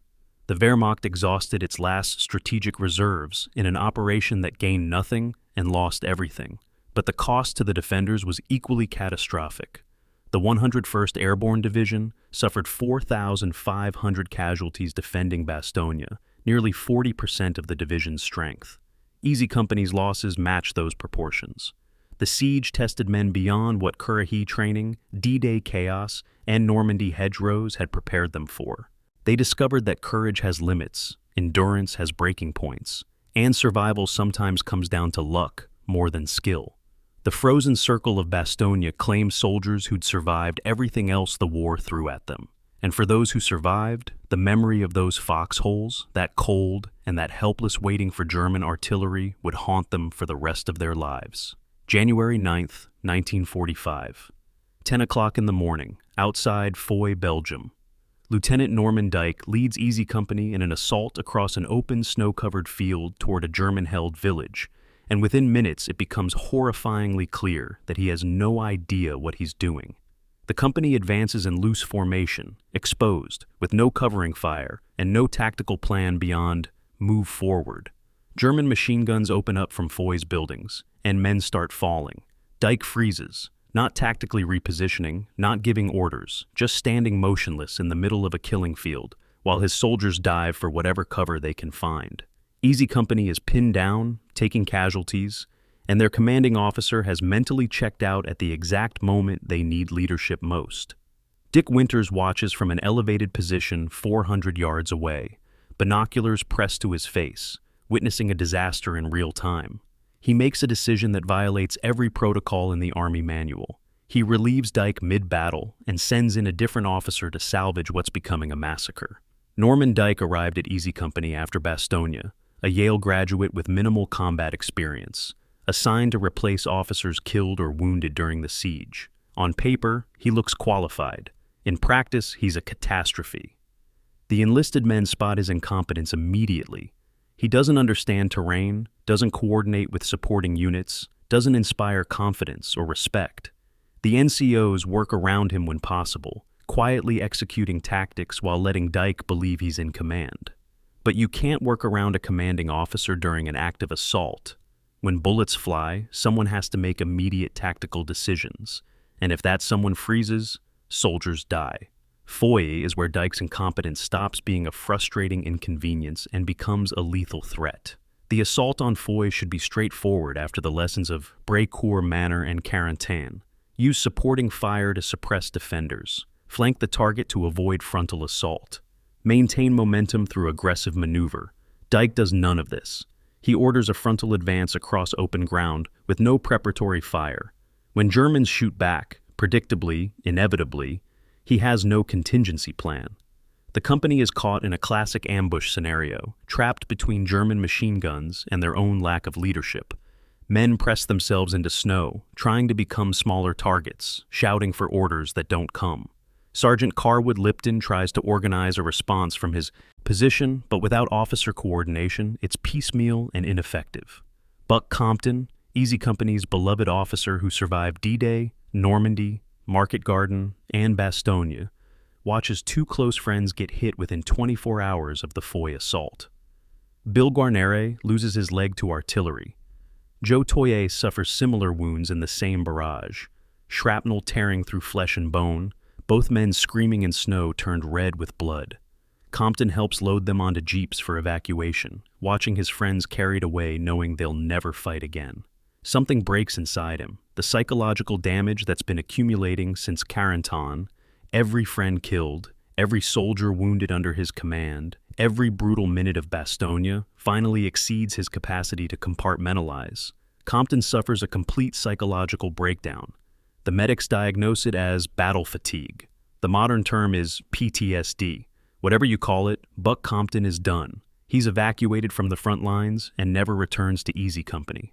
At 10:30 in the morning, with Easy Company pinned down and casualties mounting, Dick Winters makes his unprecedented decision.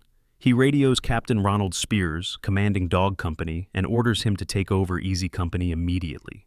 Spears runs toward Foy, literally runs, sprinting across the battlefield while Germans shoot at him, relieves Dyke of command mid-battle, and assumes control of the assault. What happens next becomes Easy Company legend.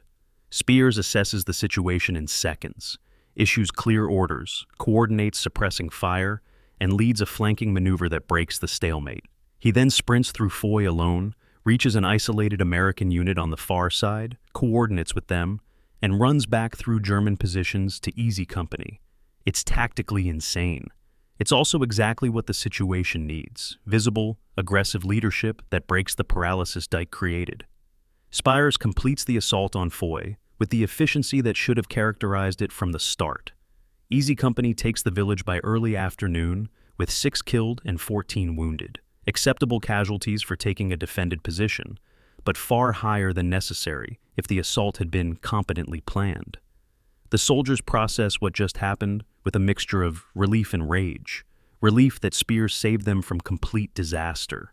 Rage that Dyke's incompetence killed men who should have survived. The question nobody asks but everyone thinks: how did someone so obviously unqualified receive command of Easy Company? The answer involves bureaucracy, casualty replacement needs, and the institutional friction between combat reality and officer assignment systems.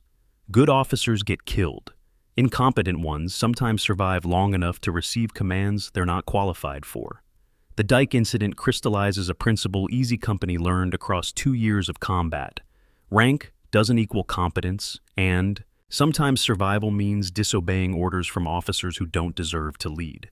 It's the same lesson they learned during the Sobel Mutiny, except now the stakes are measured in immediate casualties rather than potential future risk. Winter's decision to relieve Dyke mid-battle violates every Army regulation about chain of command, but it saves lives. After the war, when interviewed about Foy, Winters never expresses regret about that decision. He saw men dying due to incompetent leadership and intervened. Military protocol can court-martial him for it, but the soldiers who survived because of it remain grateful. Ronald Spears becomes Easy Company's final commanding officer and leads them through the rest of the war. His reputation precedes him. Rumors circulate that he shot German prisoners on D-Day, that he killed his own sergeant for giving away their position, that he's basically a psychopath in uniform. The rumors are probably exaggerated, possibly fabricated, but they serve a purpose. German soldiers hear about Spears and become more likely to surrender. Easy Company soldiers follow him without question because he's demonstrably competent and utterly fearless. The sprint through Foy becomes emblematic of his leadership style, aggressive, visible, leading from the front rather than directing from the rear. Men follow Spears because he never asks them to do anything he wouldn't do himself. It's the opposite of Dyke's leadership, or lack thereof. The Foy assault's real cost isn't measured in the 6 killed and 14 wounded, but in the psychological damage to survivors. Watching friends die because of officer incompetence is different from casualties suffered in well-executed operations. At Brecourt Manor, men died completing a mission. At Foy, men died because their commander froze. That distinction matters enormously to the soldiers who survived. It breeds cynicism about the Army's ability to identify and promote competent leaders. It reinforces the lesson that soldiers must rely on each other and their NCOs, because the officer corps includes men who have no business commanding in combat. And it adds another layer of trauma to soldiers who've already endured too much. The knowledge that sometimes the greatest threat isn't the enemy, but your own leadership. January 9th, 1945. Ends with Foy secured, Dyke reassigned, Spires in command, Buck Compton evacuated, and Easy Company reduced by another 20 casualties. They're exhausted, depleted, and increasingly cynical about the Army's competence. But they've also demonstrated once again their ability to improvise, adapt, and survive incompetent leadership through the expertise of NCOs and the intervention of officers like Winters, who value effectiveness over protocol. Foy proves that Easy Company's real strength isn't in whatever commanding officer gets assigned to them. It's in the bonds between enlisted men, the competence of sergeants like Lipton, and the institutional memory of soldiers who've survived every catastrophe the war could throw at them. They're learning that survival means trusting the men beside you more than the officers above you. It's a cynical lesson, but combat is a cynical teacher. February 12th, 1945. The German border. Morning. Easy Company crosses from Belgium into Germany, and the welcome mat disappears. The signs change from French to German. The civilians shift from waving to glaring. The liberated become the conquered, and the psychological shift is immediate and profound. In France, Belgium, and Holland, Easy Company were heroes, soldiers bringing freedom to people who'd endured years of Nazi occupation. In Germany, they are invaders, foreign soldiers trampling through the fatherland, and the hostile eyes watching from windows and doorways remind them that these people supported Hitler, voted for the regime, and enabled everything the war became. Dick Winters feels the change viscerally. Liberation felt righteous. Occupation feels complicated. They're fighting the same enemy, but now that enemy includes old men, women, and children who look at American soldiers with hatred instead of gratitude. The German winter landscape is apocalyptic in ways Belgium and France weren't. Cities are rubble. Allied bombing has reduced industrial centers to skeletal ruins, where buildings stand like broken teeth against gray skies. Refugees clog the roads, fleeing west ahead of Soviet advances from the east, carrying everything they own in bags and carts. Easy Company soldiers watch the human tide and feel conflicting emotions. These are civilians suffering, children crying from cold and hunger, old women collapsing from exhaustion. But there are also German civilians, the population that empowered Nazi ideology, and Easy Company has seen what that ideology produces. The sympathy is complicated, conditional, mixed with resentment at having to feel anything at all for the people whose nation started this war. March 1945 brings an encounter that crystallizes the moral complexity of fighting in Germany. Easy Company advances through a small town and takes fire from a building. They assault the position following standard protocols, suppressing fire, flanking maneuver, grenades through windows. When they clear the building, they discover the shooter was a boy, maybe 14 years old, wearing a Wehrmacht uniform that doesn't fit, clutching a rifle he barely knows how to operate. He's dead now, killed in the assault. And Easy Company soldiers stare at his body, trying to reconcile what they see with what they know about warfare. He's a child. He's also an enemy combatant who shot at them. Both things are true simultaneously, and the contradiction is impossible to resolve. The Hitler Youth encounters multiply as Germany's military situation deteriorates. The Wehrmacht is drafting teenagers and old men, throwing them into combat with minimal training because there's nobody else left. Easy Company engages 12, 13, 14-year-old soldiers who fight with fanatical desperation or surrender immediately depending on their individual breaking points. The American soldiers hate these encounters. Shooting a trained German soldier is war. Shooting a child in a Wehrmacht uniform feels like murder, even when that child is trying to kill you. The NCOs try to take prisoners when possible, but sometimes circumstances don't allow it. Sometimes the child soldiers fight until killed. The psychological toll on Easy Company is immense and largely unspoken. The Ruhr Pocket operation in March demonstrates Germany's collapsing military structure. Easy Company participates in encircling German forces that have been bypassed during the Allied advance. Entire divisions trapped in a shrinking pocket with no hope of victory, fighting because surrender means Soviet captivity or because Nazi ideology won't permit the alternative. The fighting is chaotic and fragmented, small unit engagements that lack the grand tactical clarity of Normandy or Bastogne. Easy Company assaults a position, German soldiers surrender or die, they move to the next position, repeat. The casualty count is relatively light, 8 killed, 19 wounded from February through April, but every death feels more tragic this close to war's end. Surviving Normandy and Bastogne only to die in the final months is a particularly cruel form of unlucky. April 12, 1945. News reaches the front lines that President Franklin Roosevelt has died. Easy Company soldiers, like Americans everywhere, process the shock of losing the only president many of them have ever known. Roosevelt was elected in 1932, before most Easy Company men were old enough to vote. The question circulates through the ranks. What happens now?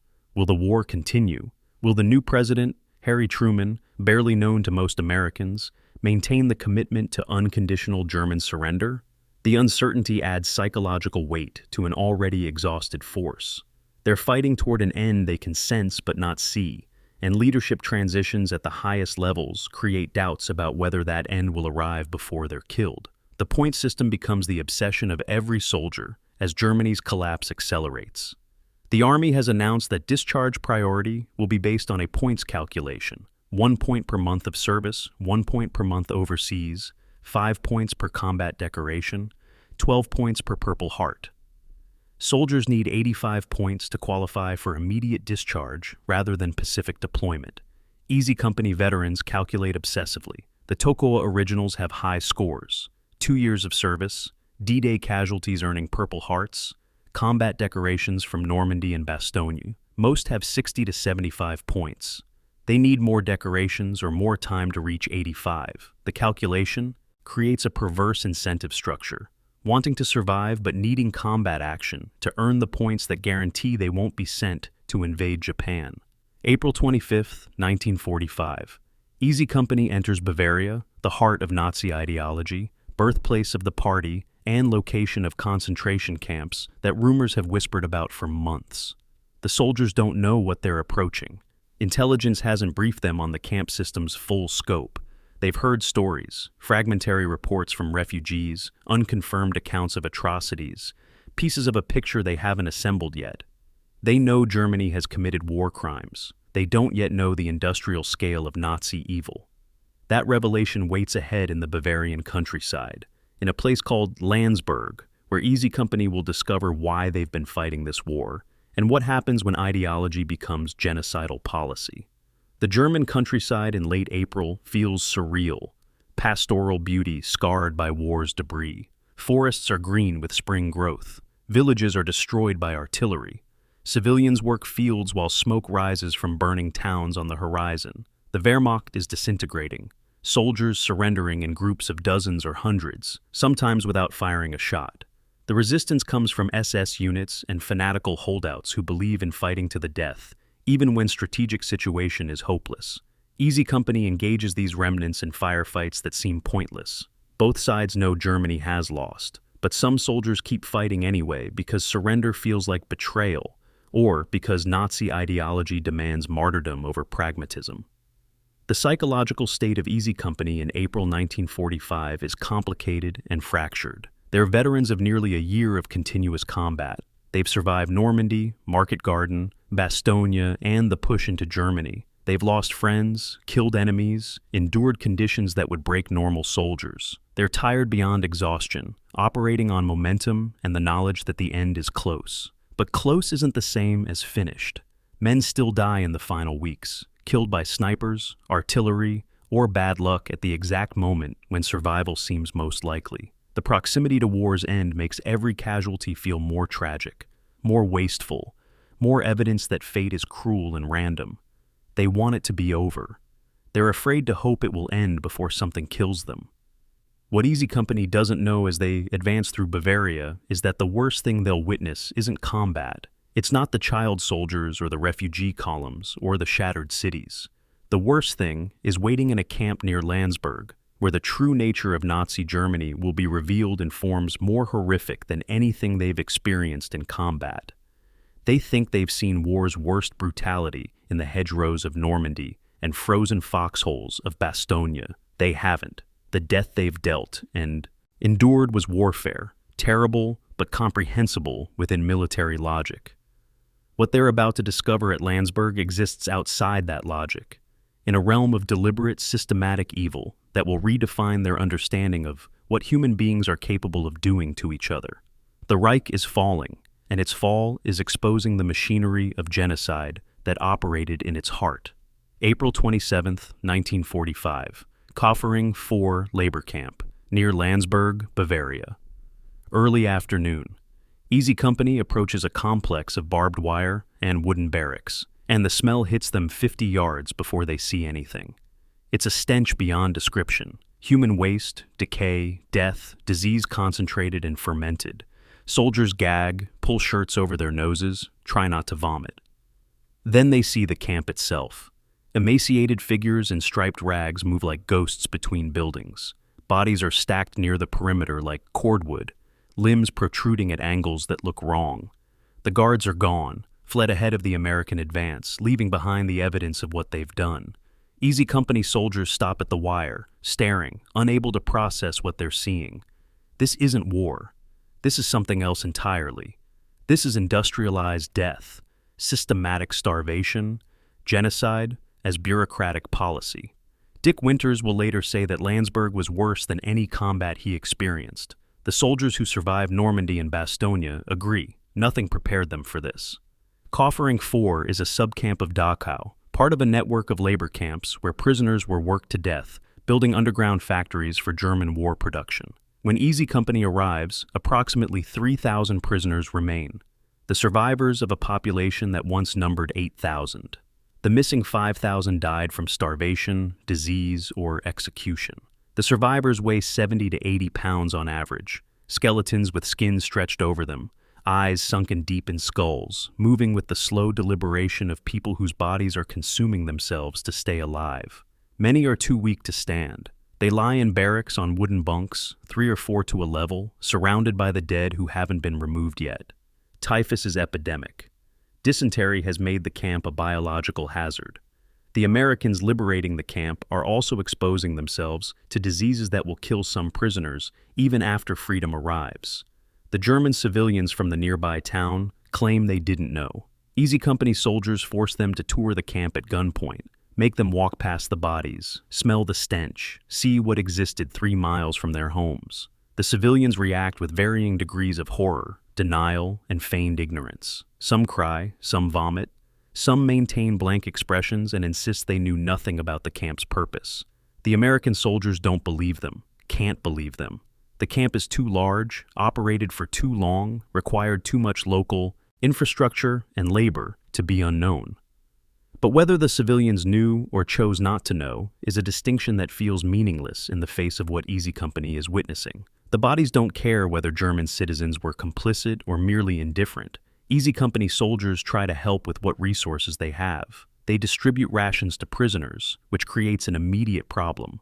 Starving people given food often eat too quickly, overwhelming digestive systems that have atrophied during starvation. Several prisoners die from refeeding syndrome, their bodies unable to process the calories American soldiers gave them, trying to help. The medics arrive and begin triage, separating those who might survive from those too far gone. It's a medical catastrophe requiring resources the frontline army units don't have. The seriously ill need hospitalization, nutrition therapy, antibiotics for the infections ravaging their systems. What they get are combat medics with field supplies trying to treat conditions they've never encountered in medical training. The psychological impact on Easy Company is profound and immediate. These are soldiers who've killed men in combat, watched friends die, endured conditions most civilians couldn't survive. But combat has logic. Soldiers fight, soldiers die. Both sides understand the rules even if they don't like them. Landsberg has no logic. These weren't combatants. They were civilians, primarily Jews, but also political prisoners, Roma, homosexuals, anyone the Nazi ideology deemed subhuman, systematically murdered through forced labor and starvation. The prisoners didn't fight. They couldn't fight. They were simply ground down through calculated brutality until they died or were too weak to work, at which point they were discarded. The Americans liberating the camp are confronting evil at a scale that defies comprehension. April 28, 1945. Medical teams arrive with better resources and take over care of the surviving prisoners. Easy Company soldiers are relieved of duty at the camp, returning to military operations as Germany's collapse accelerates. But they carry Landsberg with them. Several soldiers stop writing letters home entirely. They can't explain what they have seen, can't find words adequate to the horror, and don't want to burden families with knowledge of something so dark. Others write brief, cryptic references. We found a camp. It was bad. Can't talk about it. The disconnect between what they've witnessed and what they can communicate becomes an unbridgeable gap. Landsberg is incommunicable. It exists outside the vocabulary of normal human experience. Dick Winters processes Landsberg by trying to contextualize it within the war's broader meaning. They weren't just fighting to stop German territorial expansion or to defend Allied interests. They were fighting to stop this, to stop a regime capable of industrialized genocide, to end a system that could conceive and execute the systematic murder of millions. Landsberg retroactively justifies every sacrifice Easy Company made. The deaths at Normandy, Bastogne, Foy, all of them served the purpose of ending the Nazi state before it could kill more people in places like Kaufering 4. It's cold comfort for the families of the dead, but it's the meaning Winters extracts from the experience. The war had moral clarity after all. Not geopolitical clarity, but moral. This is what they were fighting against. The estimated death toll at the Kaufering complex, which included 11 subcamps near Landsberg, exceeds 14,500 people over 2 years of operation. Most died from starvation, disease, or exhaustion from forced labor. Some were executed outright when too sick to work. The camps were part of a project to build underground aircraft factories, using concentration camp labor to construct facilities that would be immune to Allied bombing. The prisoners worked until they died, were replaced by new prisoners, who worked until they died, in a cycle that treated human beings as expendable resources consumed in industrial production. The bureaucratic efficiency of the system, the careful record-keeping, the organized logistics, the systematic dehumanization, disturbs Easy Company soldiers as much as the death toll itself. Multiple Easy Company veterans, interviewed decades later, cite Landsberg as their most traumatic experience of the war. More than D-Day, more than Bastogne, more than watching friends die in combat. Landsberg represented something qualitatively different from warfare. It was genocide as policy, murder as bureaucracy, evil operating through forms and procedures rather than passion or battle frenzy. Combat trauma comes from fear, violence, and loss. Landsberg trauma comes from witnessing proof that human beings can create systems specifically designed to torture and kill other human beings en masse, and that entire societies can enable such systems through active participation or passive indifference. It's a different category of horror, one that undermines assumptions about human nature and civilization. April 29, 1945. Easy Company leaves the Landsberg area and continues advancing into Bavaria. They don't talk about the camp much among themselves. What is there to say? They saw it. They'll carry it forever. The images don't fade. The stacked bodies, the skeletal prisoners, the stench, the barracks full of dying people. Some soldiers develop nightmares that persist for years or decades. Others suppress the memories entirely, refusing to discuss Landsberg even with family. The psychological coping mechanisms vary, but the impact is universal. Every Easy Company soldier who witnessed Landsberg was changed by it. They returned to combat operations different men than they were before the camp. Harder in some ways, more cynical about humanity's capacity for evil, but also more certain about the war's necessity. Whatever else was true about World War II, stopping Nazi Germany was unquestionably right. Landsberg proved it, May 5, 1945. Berchtesgaden, Bavaria. Early afternoon. Easy Company advances toward Adolf Hitler's mountain retreat complex, the Eagle's Nest, perched at 6,017 feet elevation in the Bavarian Alps. The symbolism is heavy and obvious. American paratroopers, many of them from working-class backgrounds, about to occupy the luxury compound of the man who started the war. The approach is anticlimactic.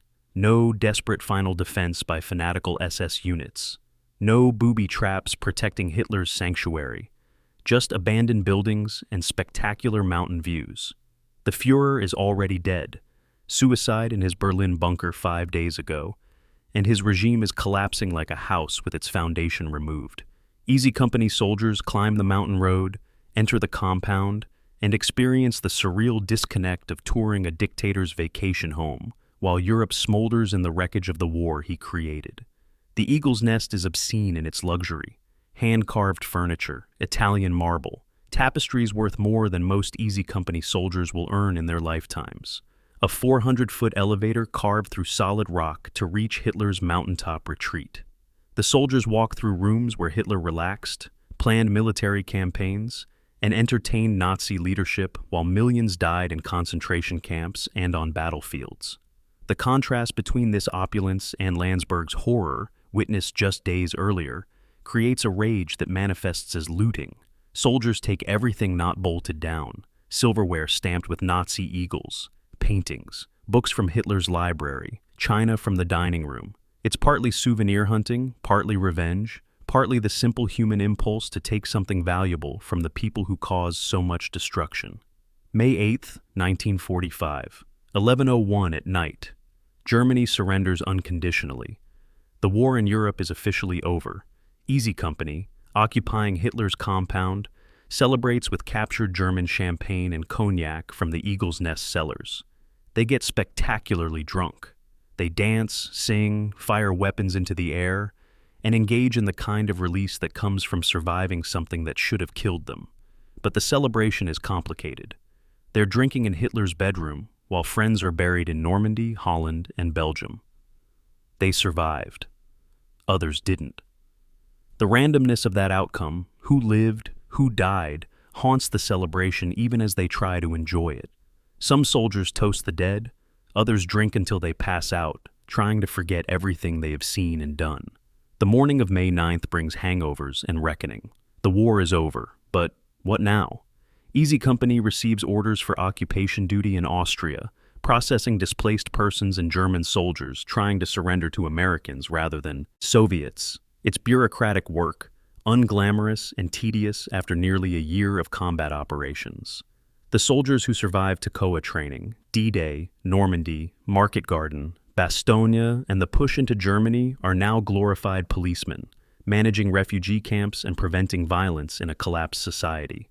The anticlimax is profound. They spent 2 years preparing to fight, and nearly a year fighting. Now, they're clerks with rifles, counting prisoners and filling out forms.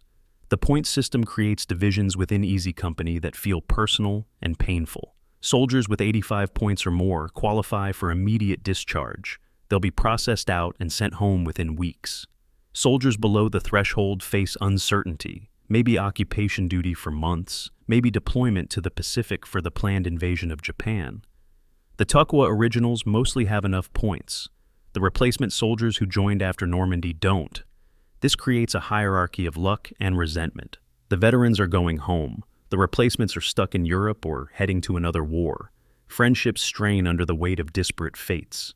Nobody chose their point total, but the randomness of who goes home and who stays feels cruel. The rumor of Pacific deployment dominates Easy Company's collective anxiety through May and June. The Army is planning Operation Downfall, the invasion of Japan scheduled for November 1945. Casualty estimates are catastrophic, predicting millions of Japanese deaths and hundreds of thousands of American casualties. The 82nd and 11th Airborne Divisions are slated for the operation. The 101st Airborne is on the standby list, meaning Easy Company might jump into Japan if the invasion needs additional forces. The soldiers process this possibility with grim fatalism. They survived Europe. Now they might die in the Pacific. The war doesn't end just because Germany surrendered. It just moves theaters. Occupation duty reveals the complexities of managing a collapsed state. Easy Company soldiers process thousands of displaced persons, concentration camp survivors, slave laborers freed from German factories, refugees fleeing Soviet advance, German civilians driven from eastern territories. The humanitarian catastrophe is overwhelming. People need food, medical care, shelter, and transportation to places that might not exist anymore. The Army establishes displaced persons camps, and Easy Company helps administer them, but the needs vastly exceed available resources. Soldiers watch people die from malnutrition and disease even after the war ends. Liberation doesn't equal survival. For many, freedom came too late. June through July 1945 brings gradual clarity about who's going home and who isn't. High-point soldiers begin processing out, leaving Easy Company in stages. The unit fragments as the Toccoa originals depart one by one, heading to ports for transport to the United States. The replacements remain, joined by new soldiers to maintain the company's numerical strength. But Easy Company, as the band of brothers forged at Toccoa, is dissolving. The men who jumped on D-Day, survived Bastogne, and climbed to the Eagle's Nest are scattering to civilian lives they haven't lived in years. The reunions and bonds they assume will last forever begin the slow process of decay that distance and time inevitably produce. August 6, 1945. News reaches Easy Company that the United States has dropped an atomic bomb on Hiroshima, Japan. The soldiers don't understand the technology. Few people outside the Manhattan Project do. But they understand the implications. A single bomb destroyed an entire city. If this weapon can end the war without an invasion, Easy Company won't deploy to the Pacific. The relief is immediate and overwhelming. 3 days later, August 9th, a second atomic bomb hits Nagasaki. Japan's surrender becomes inevitable. On August 15th, Emperor Hirohito announces surrender, and World War II finally, definitively ends. Easy Company soldiers who feared dying in Japanese jungles can now exhale. They survived. They're going home. The war that killed 60 million people globally is over. The Eagle's Nest occupation provides Easy Company with symbolic closure, but also exposes the uncomfortable reality of victory's spoils. They're living in luxury, stolen from a genocidal dictator while managing the human wreckage his regime created. They're celebrating survival while processing the scope of what the war cost. The dead, the traumatized, the broken societies, the moral compromises required to win. The narrative they've inhabited, heroic soldiers defeating evil, is true but incomplete. They also witnessed atrocities, killed enemy soldiers who were sometimes children, and participated in a war that reduced Europe to rubble and killed civilians by the millions. The complexity of that moral landscape doesn't fit neatly into the victory narrative, so mostly they don't talk about it. They drink Hitler's champagne, loot his compound, and wait for orders to go home. September 8th, 1945. Displaced Persons Camp, Austria. Morning. Sergeant Carwood Lipton supervises the distribution of breakfast rations to 300 refugees, former concentration camp prisoners, slave laborers, civilians who have been wandering Europe for months trying to reach homes that might not exist anymore. It's bureaucratic work, tedious and depressing, nothing like the combat leadership that earned him battlefield promotions. The war has been over for 4 months. Japan surrendered. Hitler is dead. Easy Company won. But winning doesn't mean going home. It means processing paperwork, guarding prisoners, and maintaining order in a society that's collapsed into chaos. Lipton has 89 points, enough to qualify for discharge, but the Army is processing soldiers slowly, prioritizing critical skills and unit, rotation schedules over individual eligibility. He might wait months before reaching a port, more months before boarding a ship, and he's one of the lucky ones. Soldiers with fewer points might remain in Europe until 1946. The paradox of occupation duty is that it's simultaneously boring and traumatic. No combat, so no immediate danger. But the work involves daily exposure to human suffering on scales that make combat seem clean by comparison. Easy Company soldiers staff displaced persons camps where tens of thousands of people wait for the Allied bureaucracy to figure out what to do with them. Many are concentration camp survivors who have nowhere to go. Their homes were destroyed, their families were murdered, their communities were erased. Others are ethnic Germans expelled from Poland and Czechoslovakia in waves of retaliatory violence that mirror Nazi atrocities.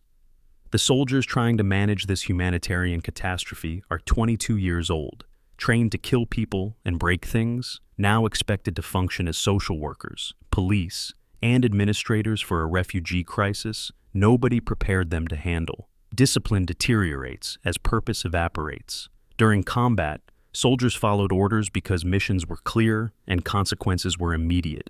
During occupation, the mission is maintain order, and the consequences are peacetime military justice that feels absurd after surviving Normandy and Bastogne.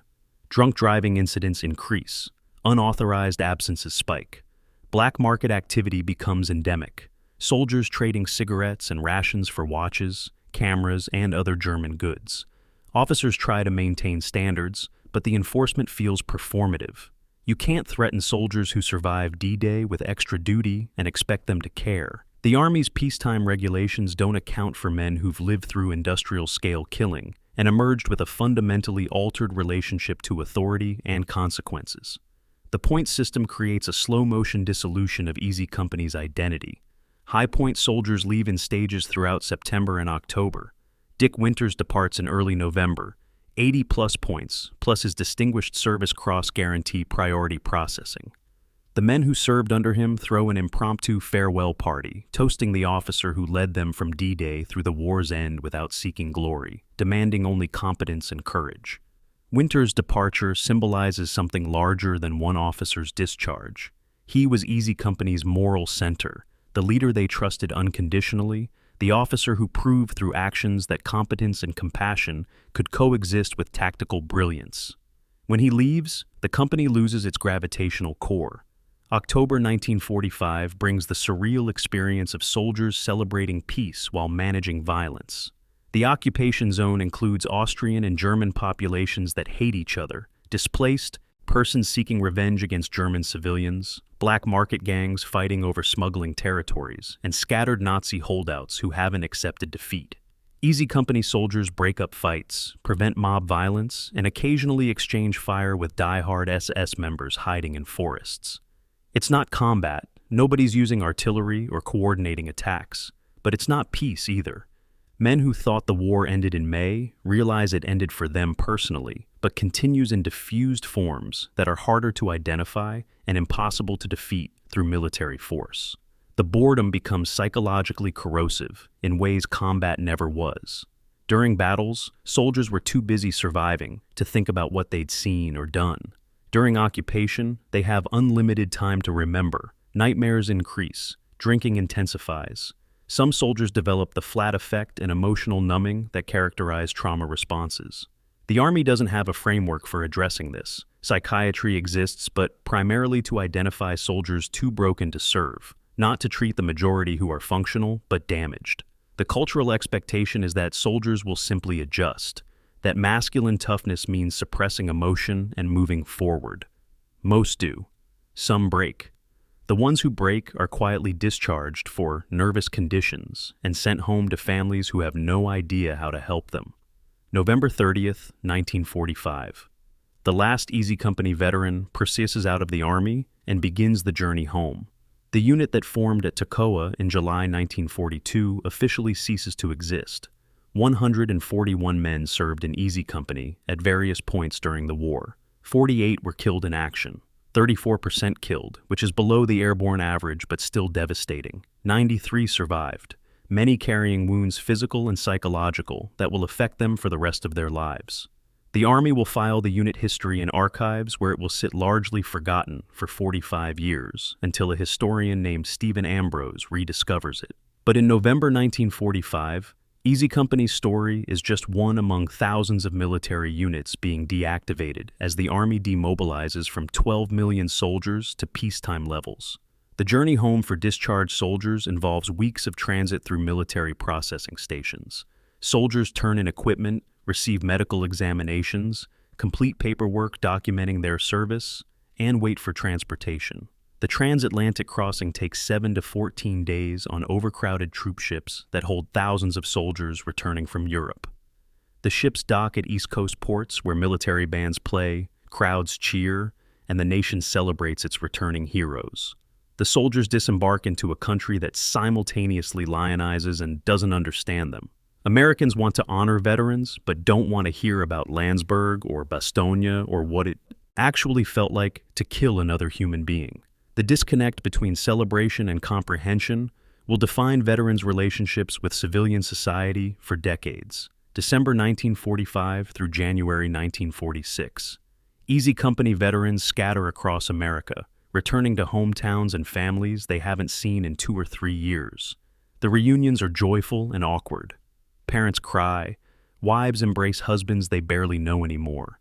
Children meet fathers who are strangers. The veterans discover that home has changed, or, more accurately, they've changed too much to fit back into the lives they left. Dick Winters returns to Pennsylvania and realizes he can't farm anymore. The work feels trivial after commanding soldiers in combat. Bill Guarnere goes home to Philadelphia missing a leg, rebuilding his life around disability and memories. The men who survived try to reintegrate into a civilian world that seems impossibly distant from everything they've experienced. The promises of the GI Bill offer lifelines for veterans seeking purpose after military service. The legislation provides education benefits, housing loans, and unemployment support specifically for veterans. 79% of Easy Company survivors use the education benefits, completing college degrees and entering professions that would have been economically impossible without the support. They become teachers, engineers, businessmen, police officers, productive citizens who contribute to the post-war American economic boom. But the financial support doesn't address the psychological wounds. You can't take classes to unsee Landsberg or unfeel Bastogne. The GI Bill rebuilds careers. It doesn't rebuild the men whose psyches were shattered by war. What Easy Company veterans don't do, for decades, is talk about the war with each other. They return to civilian life and bury the memories, focusing on jobs, marriages, children, and building the normal lives they fought to preserve. No reunions are organized, no letters circulate. The bonds forged in combat seem to dissolve in the acid of distance and time. Each veteran processes his trauma alone, in nightmares and silence, managing as best he can without support networks or therapeutic frameworks. They don't know that across the country, their fellow Easy Company soldiers are having identical nightmares, identical struggles with alcohol and rage and numbness. They're isolated from the only people who could understand. The longest wait isn't for discharge from the Army. It's the 45 years before they finally, hesitantly, painfully begin talking about what they survived and what it cost them. December 19th, 1945. New York Harbor. Morning. The troop ship carrying discharged Easy Company veterans glides past the Statue of Liberty, and soldiers crowd the railings to see her. Some cheer, some cry. Most just stare in silence, processing the symbolic return to an America they left 2 or 3 years ago. But that feels like a different lifetime. They're wearing the same uniform they wore at Toccoa, but they're not the same men. The boys who volunteered for paratrooper training died somewhere between Normandy and Bavaria. Not literally, but psychologically. The men coming home are harder, older than their years, carrying memories they can't share and wounds that don't show.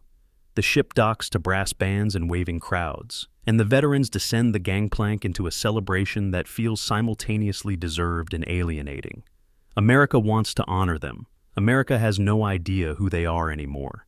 The discharge process strips away military identity with bureaucratic efficiency. Turn in equipment, complete final medical examination, sign paperwork, acknowledging receipt of discharge pay and benefits information. Collect DD Form 214, the honorable discharge certificate that proves military service. The transformation from soldier to civilian happens in a processing station over several hours, and then the veterans walk out into American cities wearing civilian clothes purchased from base exchanges, carrying everything they own in duffel bags. Many feel naked without rifles. Most feel lost without orders. The Army provided structure, purpose, and clear objectives for years. Civilian life offers freedom without direction, choices without framework. It's paralyzing for men accustomed to following orders and executing missions. Family reunions reveal the unbridgeable gap between veterans' experience and civilian comprehension.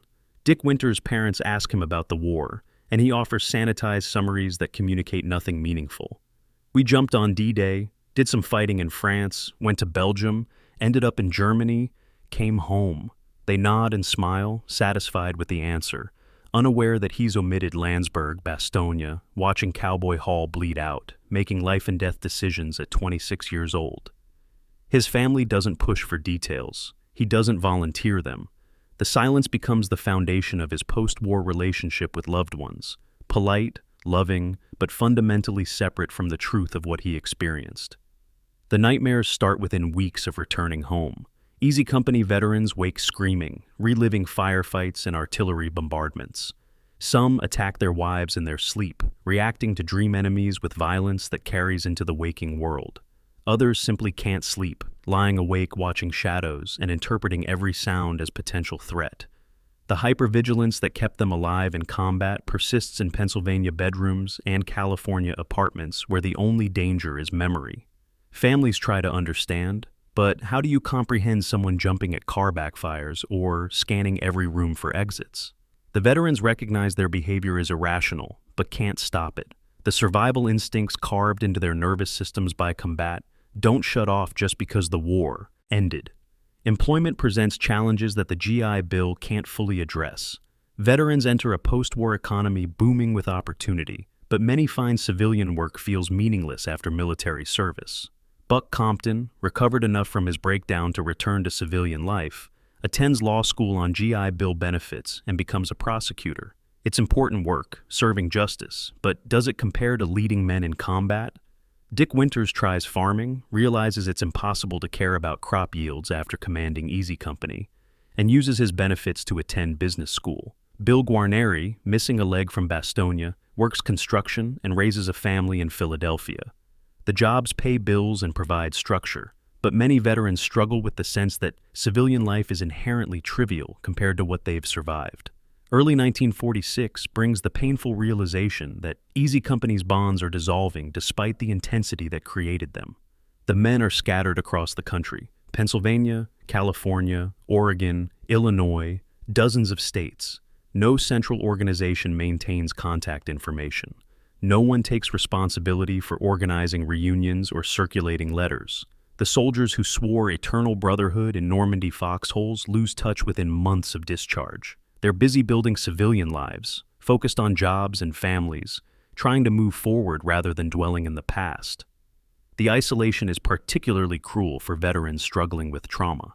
The only people who could understand what they're experiencing are the fellow Easy Company soldiers they have lost contact with. They suffer alone, assuming their struggles are unique rather than universal among combat veterans. The cultural narrative of World War II as the Good War creates pressure on veterans to conform to heroic archetypes they don't feel. Americans want to believe their soldiers were brave, noble, and unchanged by combat, patriots who served righteously and returned to seamlessly resume civilian lives. Easy Company veterans know the reality is messier. They were brave, yes, but also terrified. They served necessary purposes but also killed people, including children in Wehrmacht uniforms. They returned home carrying trauma they can't articulate and moral complexities that don't fit the celebratory narrative. The disconnect between how they're perceived and how they feel creates additional isolation. They can't be the heroes America wants because being human means being more complicated than heroic narratives allow. Some veterans adapt successfully, channeling wartime lessons into civilian achievements. Dick Winters builds a business career applying leadership principles learned in combat. Carwood Lipton works for a nuclear energy company, using organizational skills developed as a sergeant. Don Malarkey enters the insurance industry and raises 10 children. These men find meaning in civilian life, though they carry Normandy and Bastogne with them always. Others struggle more visibly: divorce, unemployment, alcoholism, the visible symptoms of invisible wounds. The majority fall somewhere in the middle, functional but scarred, building normal-looking lives while managing psychological damage they can't fully acknowledge or treat. The variation in outcomes seems random, another example of war's lottery determining who thrives and who merely survives. By late 1946, Easy Company exists only in individual memories and military archives. The men who served are civilians now, anonymous within the massive population of World War II veterans returning to American life. 16 million Americans served in the military during the war. Easy Company's 140 men are statistically insignificant, their story indistinguishable from thousands of other units that fought and suffered and disbanded. Nothing suggests their experience will be remembered or celebrated. No one is writing books or making films about Easy Company. The Toccoa originals are scattered, silent, focused on private struggles in ordinary towns across America. The band of brothers who changed the course of battles has dissolved into civilian life, and it seems their story will disappear with them into unmarked graves and forgotten memories. What the veterans don't know in 1946 is that their silence will last decades, but won't last forever. In middle age and old age, some will finally begin talking, hesitantly at first, then with the urgency of men facing mortality and wanting to preserve what they witnessed. A historian will find them and convince them their story matters. A mini-series will make them famous to a generation that wasn't born when they jumped on D-Day. But all of that is 45 years away. In 1946, Easy Company veterans are just men trying to sleep through the night without screaming, trying to find meaning in peacetime work, trying to be good husbands and fathers despite carrying wounds that don't heal. They're going home. But home, they're discovering, isn't a place you can return to after war. It's something you rebuild from pieces, knowing it will never be whole again, hoping it will be enough. April 12, 1988. Dick Winters' home, Pennsylvania. A historian named Stephen Ambrose sits across from a reluctant World War II veteran who spent 43 years not talking about the war. Winters agreed to this interview only because Ambrose is writing a book about D-Day, and the historian was persistent enough to track him down through military records. The conversation starts carefully, Ambrose asking basic questions about training and deployment, Winters giving careful answers that communicate facts without emotion. Then Ambrose asks about Brecourt Manor, and something shifts. Winters realizes this civilian actually understands tactics, appreciates what that assault represented, sees it as historically significant, rather than just another firefight. He starts talking more freely, mentioning other Easy Company soldiers, describing the bonds formed at Toccoa and tested in Normandy. Ambrose recognizes immediately that he's discovered something larger than one officer's story. He's found a complete unit narrative with dramatic arc, compelling characters, and profound historical significance. He asks if Winters can help locate other Easy Company veterans. Winters hasn't spoken to most of them in 40 years, but he says he'll try. The decades between 1945 and 1988 were defined by silence that felt like survival strategy. Easy Company veterans returned to civilian life and deliberately didn't talk about the war. Not with families, not with each other, not with anyone. A survey conducted later found 67% never discussed combat experiences with loved ones before the 1990s. The silence wasn't indifference, it was protection. How do you explain Landsberg to your wife? How do you describe Bastogne to your children? How do you make someone who wasn't there understand what it felt like to watch friends die or to kill a 14-year-old German soldier? The gap between experience and explanation felt unbridgeable. So, most veterans stopped trying. They buried the memories, focused on present obligations, and built lives around the assumption that what happened in Europe would stay in Europe. But silence doesn't equal forgetting. The veterans carried the war with them daily, in nightmares that persisted for decades, in hypervigilance that never fully shut off, in the emotional numbing that protected them from feeling too much about anything. Bill Guarnere raised a family in Philadelphia, while replaying Bastogne in his mind every winter when snow fell. Don Malarkey built a successful insurance career while carrying guilt about surviving when friends didn't. Buck Compton became a Los Angeles prosecutor, sending criminals to prison while managing the psychological breakdown he suffered at Foy. The men functioned successfully in civilian life while simultaneously living with trauma they couldn't acknowledge because the cultural framework didn't exist. PTSD wouldn't be formally recognized as a diagnosis until 1980, and even then, it was associated primarily with Vietnam veterans. World War II veterans were supposed to be the greatest generation, stoic, heroic, untroubled by their wartime service. The silence extended to relationships with fellow veterans. Most Easy Company soldiers lost touch completely after discharge. No reunions were organized, no newsletters circulated.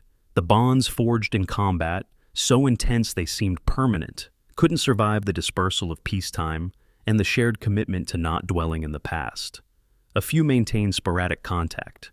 Dick Winters exchanged occasional letters with Carwood Lipton. Some veterans who lived in the same regions saw each other rarely at sea. Veterans organizations. But the majority simply drifted apart, each man isolated with his memories, assuming his struggles were unique rather than universal. They didn't know that across the country, their Easy Company brothers were fighting identical battles with alcohol, nightmares, and the sense that civilian life was fundamentally trivial compared to what they'd survived. Stephen Ambrose's research in 1988 through 1991 broke the dam. He tracked down Easy Company veterans through military records, personal references, and persistence that bordered on harassment. Many were reluctant. What was the point of dredging up memories they'd spent decades trying to suppress? But Ambrose had a gift for making men feel their stories mattered historically, that their experiences deserved to be preserved and honored. Slowly, veterans began talking, first to Ambrose, then to each other as he connected them. Dick Winters provided contact information for the men he'd stayed in touch with. They provided names of others. The network rebuilt itself through interviews and phone calls, creating connections that had been dormant for 40 years. The first official Easy Company reunion happened in 1992, 47 years after the war ended. 42 veterans attended, gathering in a hotel meeting room to see men they'd survived hell with but hadn't spoken to since 1945. The emotional intensity was overwhelming. These weren't young paratroopers anymore. They were men in their 70s, gray-haired or bald, carrying the weight of decades and diseases of aging. But when they saw each other, the decades collapsed. Bill Guarnere embraced Joe Toye, both men crippled by the same artillery barrage at Bastogne, both surviving against probability. Carwood Lipton shook hands with veterans he'd led as a sergeant. Dick Winters received the respect and affection of men who still considered him the finest officer they'd served under. The reunion was cathartic, painful, and necessary, a recognition that what they'd shared couldn't be erased by time or silence. The reunions became annual events through the 1990s and 2000s, attendance gradually declining as age and death thinned the ranks.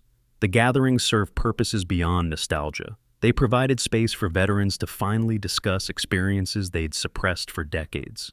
Stories emerged that hadn't been told even to spouses, acts of courage, moments of terror, moral complexities that had haunted them for 50 years. The shared storytelling was therapeutic in ways individual counseling couldn't replicate. These men understood each other's nightmares because they'd lived identical ones. They could acknowledge fear without judgment because they had all been terrified. The reunions created permission to be honest about the war's cost. the psychological wounds, the guilt about surviving when friends died, the difficulty of reconciling who they'd been with who they'd become. Stephen Ambrose published Band of Brothers in 1992, and Easy Company's story entered public consciousness for the first time. The book became a bestseller, introducing millions of readers to men who'd lived anonymous civilian lives for 47 years. Veterans who'd never discussed their service suddenly found themselves recognized in restaurants and thanked by strangers. The attention was uncomfortable for men who'd spent decades avoiding the spotlight, but it also validated that their sacrifices mattered, that the suffering hadn't been meaningless. The book's success led to a phenomenon that would make Easy Company internationally famous. HBO optioned the rights for a miniseries that would premiere in 2001. The Band of Brothers miniseries transformed Easy Company from historical footnote to cultural phenomenon. 10 episodes, 13.5 million viewers on premiere night, critical acclaim, and awards that cemented it as one of the finest war productions in television history. The veterans watched themselves portrayed by actors, their experiences dramatized for audiences who had no direct connection to World War II. The response was complicated. Some appreciated the respectful treatment and historical accuracy. Others found it painful to watch. The Bastogne episodes in particular triggered trauma responses in veterans who had spent 50 years trying to forget frozen foxholes. But overall, the miniseries accomplished something the veterans couldn't do themselves. It made younger generations understand why Easy Company mattered and what they'd sacrificed. The public recognition that followed the miniseries was validating and exhausting. Easy Company veterans became celebrities in their 70s and 80s, invited to speak at schools and military events, signing autographs and posing for photographs with people young enough to be their great-grandchildren. The attention honored their service, but also reduced complex men to simplified characters from a TV show. They were the real Captain Winters, or the actual Bill Guarnere, their identities compressed into the roles they had played in their 20s. Some veterans embraced the platform, using visibility to educate about war's realities. Others retreated from publicity, uncomfortable with fame, and the way their stories were being interpreted by people who hadn't experienced combat. The final years of Easy Company survivors were marked by increasing urgency to preserve memories before they disappeared forever. Veterans who had maintained silence for 5 decades suddenly felt compelled to document everything, participating in oral history projects, speaking to schools, writing memoirs. The motivation wasn't ego. It was responsibility to the men who didn't come home. 48 Easy Company soldiers died in combat. The survivors felt obligated to ensure those deaths weren't forgotten, that the generation coming of age in the 21st century understood the cost of stopping fascism. The stories poured out in the final years, specific details about firefights, names of friends killed, moments of terror and courage that had gone unspoken for 60 years. It was as if approaching death gave permission to finally, honestly confront what they'd survived and what it had taken from them. January 2nd, 2011. Dick Winters' funeral, Pennsylvania. Thousands attend services for Easy Company's legendary commander, dead at age 92 from Parkinson's disease. The mourners include surviving Easy Company veterans in their 80s and 90s, military officers representing multiple generations, and civilians who knew Winters only through books and television but felt compelled to honor him anyway. The funeral is quiet, dignified, exactly what Winters would have wanted. No speeches glorifying war, no hollow patriotism, just acknowledgement of a man who led with competence, integrity, and reluctance to claim credit for achievements he considered collective rather than individual.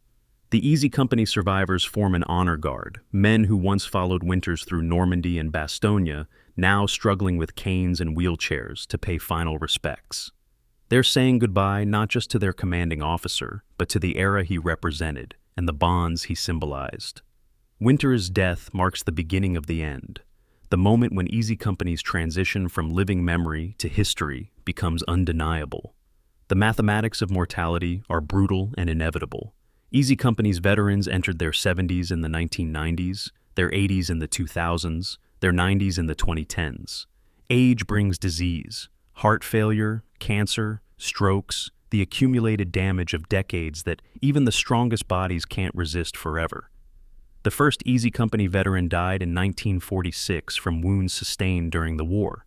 The last will die in 2022, 76 years after Toccoa, 78 years after D-Day. Between those endpoints, the roster of the living contracts with each passing year.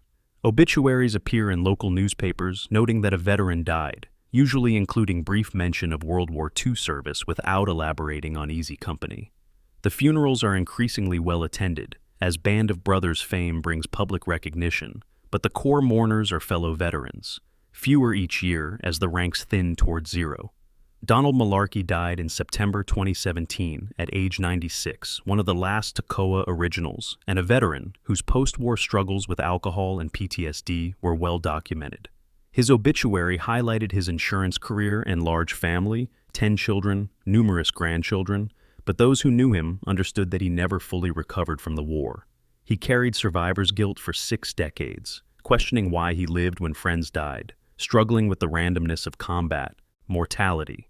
The Band of Brothers miniseries gave him platform to finally discuss experiences he'd suppressed, and the late-life recognition seemed to provide some peace. But peace isn't the same as healing. Malarkey died carrying Bastogne and Normandy with him, the trauma unresolved despite therapeutic storytelling and public honor. His death reduced Toccoa survivors to a handful. Bradford Freeman died in July 2022 at age 97, the last surviving Easy Company combat veteran. His death was widely reported, marking the historical transition from living memory to archived history. Freeman jumped on D-Day, fought through Normandy and Bastogne, witnessed Landsberg, and lived to see Easy Company become famous through books and television. In his final years, he participated in commemorations and interviews, serving as the last living link to the company's actual experience. His death means there are no more first-hand accounts, no more opportunities to ask questions of the men who were actually there. Easy Company's story is now entirely mediated through documents, recordings, and the memories of people who knew the veterans but didn't experience the war. The last formation has occurred. The ranks are empty. Dick Winter's death in 2011 was particularly symbolic because he represented Easy Company's conscience and best self. Other veterans might have been more decorated, killed more enemies, or suffered worse wounds, but Winters embodied the leadership ideal that defined the company's identity. He led without seeking glory, demanded competence without cruelty, and maintained humility despite extraordinary achievement. His post-war life reflected those principles. He avoided publicity when possible, deflected credit to the men he commanded, and resisted efforts to turn him into a living symbol of World War II heroism. When he died, Easy Company lost its gravitational center, the officer who proved that courage and compassion could coexist, that you could kill efficiently in war without becoming someone who glorified killing. The legacy Easy Company leaves exists on multiple levels: military, cultural, and moral. Militarily, the Brecourt Manor assault remains taught at West Point as an example of small unit tactics executed with near-perfect precision under extreme conditions. Dick Winter's fire and maneuver approach became doctrine, studied by officers who will never fight wars resembling World War II, but can still learn from principles demonstrated in Norman Hedgerows. The tactical lessons are preserved in training manuals and officer education curricula, ensuring that Easy Company's methods survive, even as the men who develop them die. The military legacy is concrete, measurable, and ongoing. Students at service academies still learn Dick Winter's name in leadership classes. Culturally, Band of Brothers embedded Easy Company into American collective memory in ways most World War II units never achieved. The miniseries has been watched by hundreds of millions globally, introducing audiences who have no living connection to World War II to the realities of airborne combat. The episodes are referenced in popular culture, analyzed in classrooms, and rewatched by successive generations, discovering them through streaming platforms. Easy Company became synonymous with World War II airborne excellence, their story representing the broader narrative of American soldiers in Europe. The cultural impact extends beyond entertainment. The series sparked renewed interest in World War II history, drove tourism to battlefields and museums, and created demand for first-hand veteran accounts before those voices disappeared. Easy Company's cultural legacy is preservation of memory in forms accessible to people born decades after the war ended. The moral legacy is most complex and most important. Easy Company's story demonstrates that ordinary people can achieve extraordinary things when united by purpose and tested by extreme circumstances. The men who trained at Toccoa were working-class kids with minimal education, no special talents, and no inherent heroism. They became elitist soldiers through brutal training, combat experience, and the bonds formed through shared suffering. The lesson isn't that war creates heroes. It's that ordinary humans contain capacities for courage, endurance, and sacrifice that emerge only when circumstances demand them. Easy Company proves that heroism isn't exceptional. It's ordinary people responding to extraordinary situations. But Easy Company's legacy also includes the costs that heroic narratives often ignore. 48 men killed, dozens more wounded physically, every survivor carrying psychological trauma that affected families and futures. The Band of Brothers' celebration of their achievement risks romanticizing war in ways the veterans themselves resisted. In their final interviews, Easy Company survivors consistently emphasized that they weren't heroes seeking glory. They were soldiers doing jobs, trying to survive, serving necessary purposes without enjoying the violence required. They wanted to be remembered, yes, but not celebrated in ways that might make war seem appealing to future generations. Their legacy includes the warning, "We did this so you wouldn't have to. Learn from it, honor it, but don't glorify it." The final messages from Easy Company veterans were remarkably consistent across different individuals and decades. They emphasized brotherhood, that the bonds formed in combat were the most meaningful relationships of their lives, more profound than marriages or family ties because they were forged in circumstances where trust meant survival. They acknowledged luck, that survival was often random, that being a good soldier didn't guarantee coming home, that fate determined outcomes as much as skill. They honored the dead, repeatedly insisting that the real heroes were the men who didn't come home, that survivors had an obligation to remember friends killed in France, Belgium, and Germany, and they warned against romanticizing war, that it was necessary in their case to stop fascism, but that combat was horror, not adventure, trauma, not glory. Something to be avoided if possible, and endured only when essential. The question of what Easy Company accomplished extends beyond tactical victories and strategic contributions. They helped defeat Nazi Germany, participated in liberating concentration camps, and served in the military effort that saved European civilization from fascism. Those achievements are historically measurable and morally unambiguous, but their deeper accomplishment might be demonstrating a model of leadership, teamwork, and sacrifice that remains relevant long after the specific war they fought has faded into history. Easy Company showed that effective organizations require trust between leaders and led, that competence matters more than rank, that ordinary people can accomplish extraordinary things through training and mutual commitment. These lessons apply to military units, corporations, families, and any human organization facing challenges that exceed individual capacity. As the last Easy Company veterans died through the 2010s and early 2020s, they left behind an archival record unprecedented for a single military company: oral histories, memoirs, filmed interviews, the extensive research behind Band of Brothers, and decades of documentation by historians and filmmakers. Future generations wanting to understand what combat felt like for American paratroopers in World War II will find Easy Company's experience exceptionally well preserved. The veterans' willingness to finally discuss their experiences, painful as it was, created a historical resource that wouldn't exist if they had maintained the silence of earlier decades. Their legacy includes the gift of preserved memory, the decision to document rather than suppress, the choice to educate despite discomfort. The last formation of Easy Company occurred not at a funeral or memorial, but in the gradual disappearance of living memory as the final veterans died. When Bradford Freeman passed in July 2022, the last eyewitness departed, and Easy Company transitioned fully from living history to archived history. But the story they left behind, preserved in books, film, interviews, and institutional memory, ensures they won't be forgotten. The men who jumped into Normandy at midnight on June 6, 1944, froze in Bastogne foxholes, and witnessed Landsberg's horrors are gone. But what they accomplished, what they endured, and what they taught about courage, leadership, and the costs of war remains.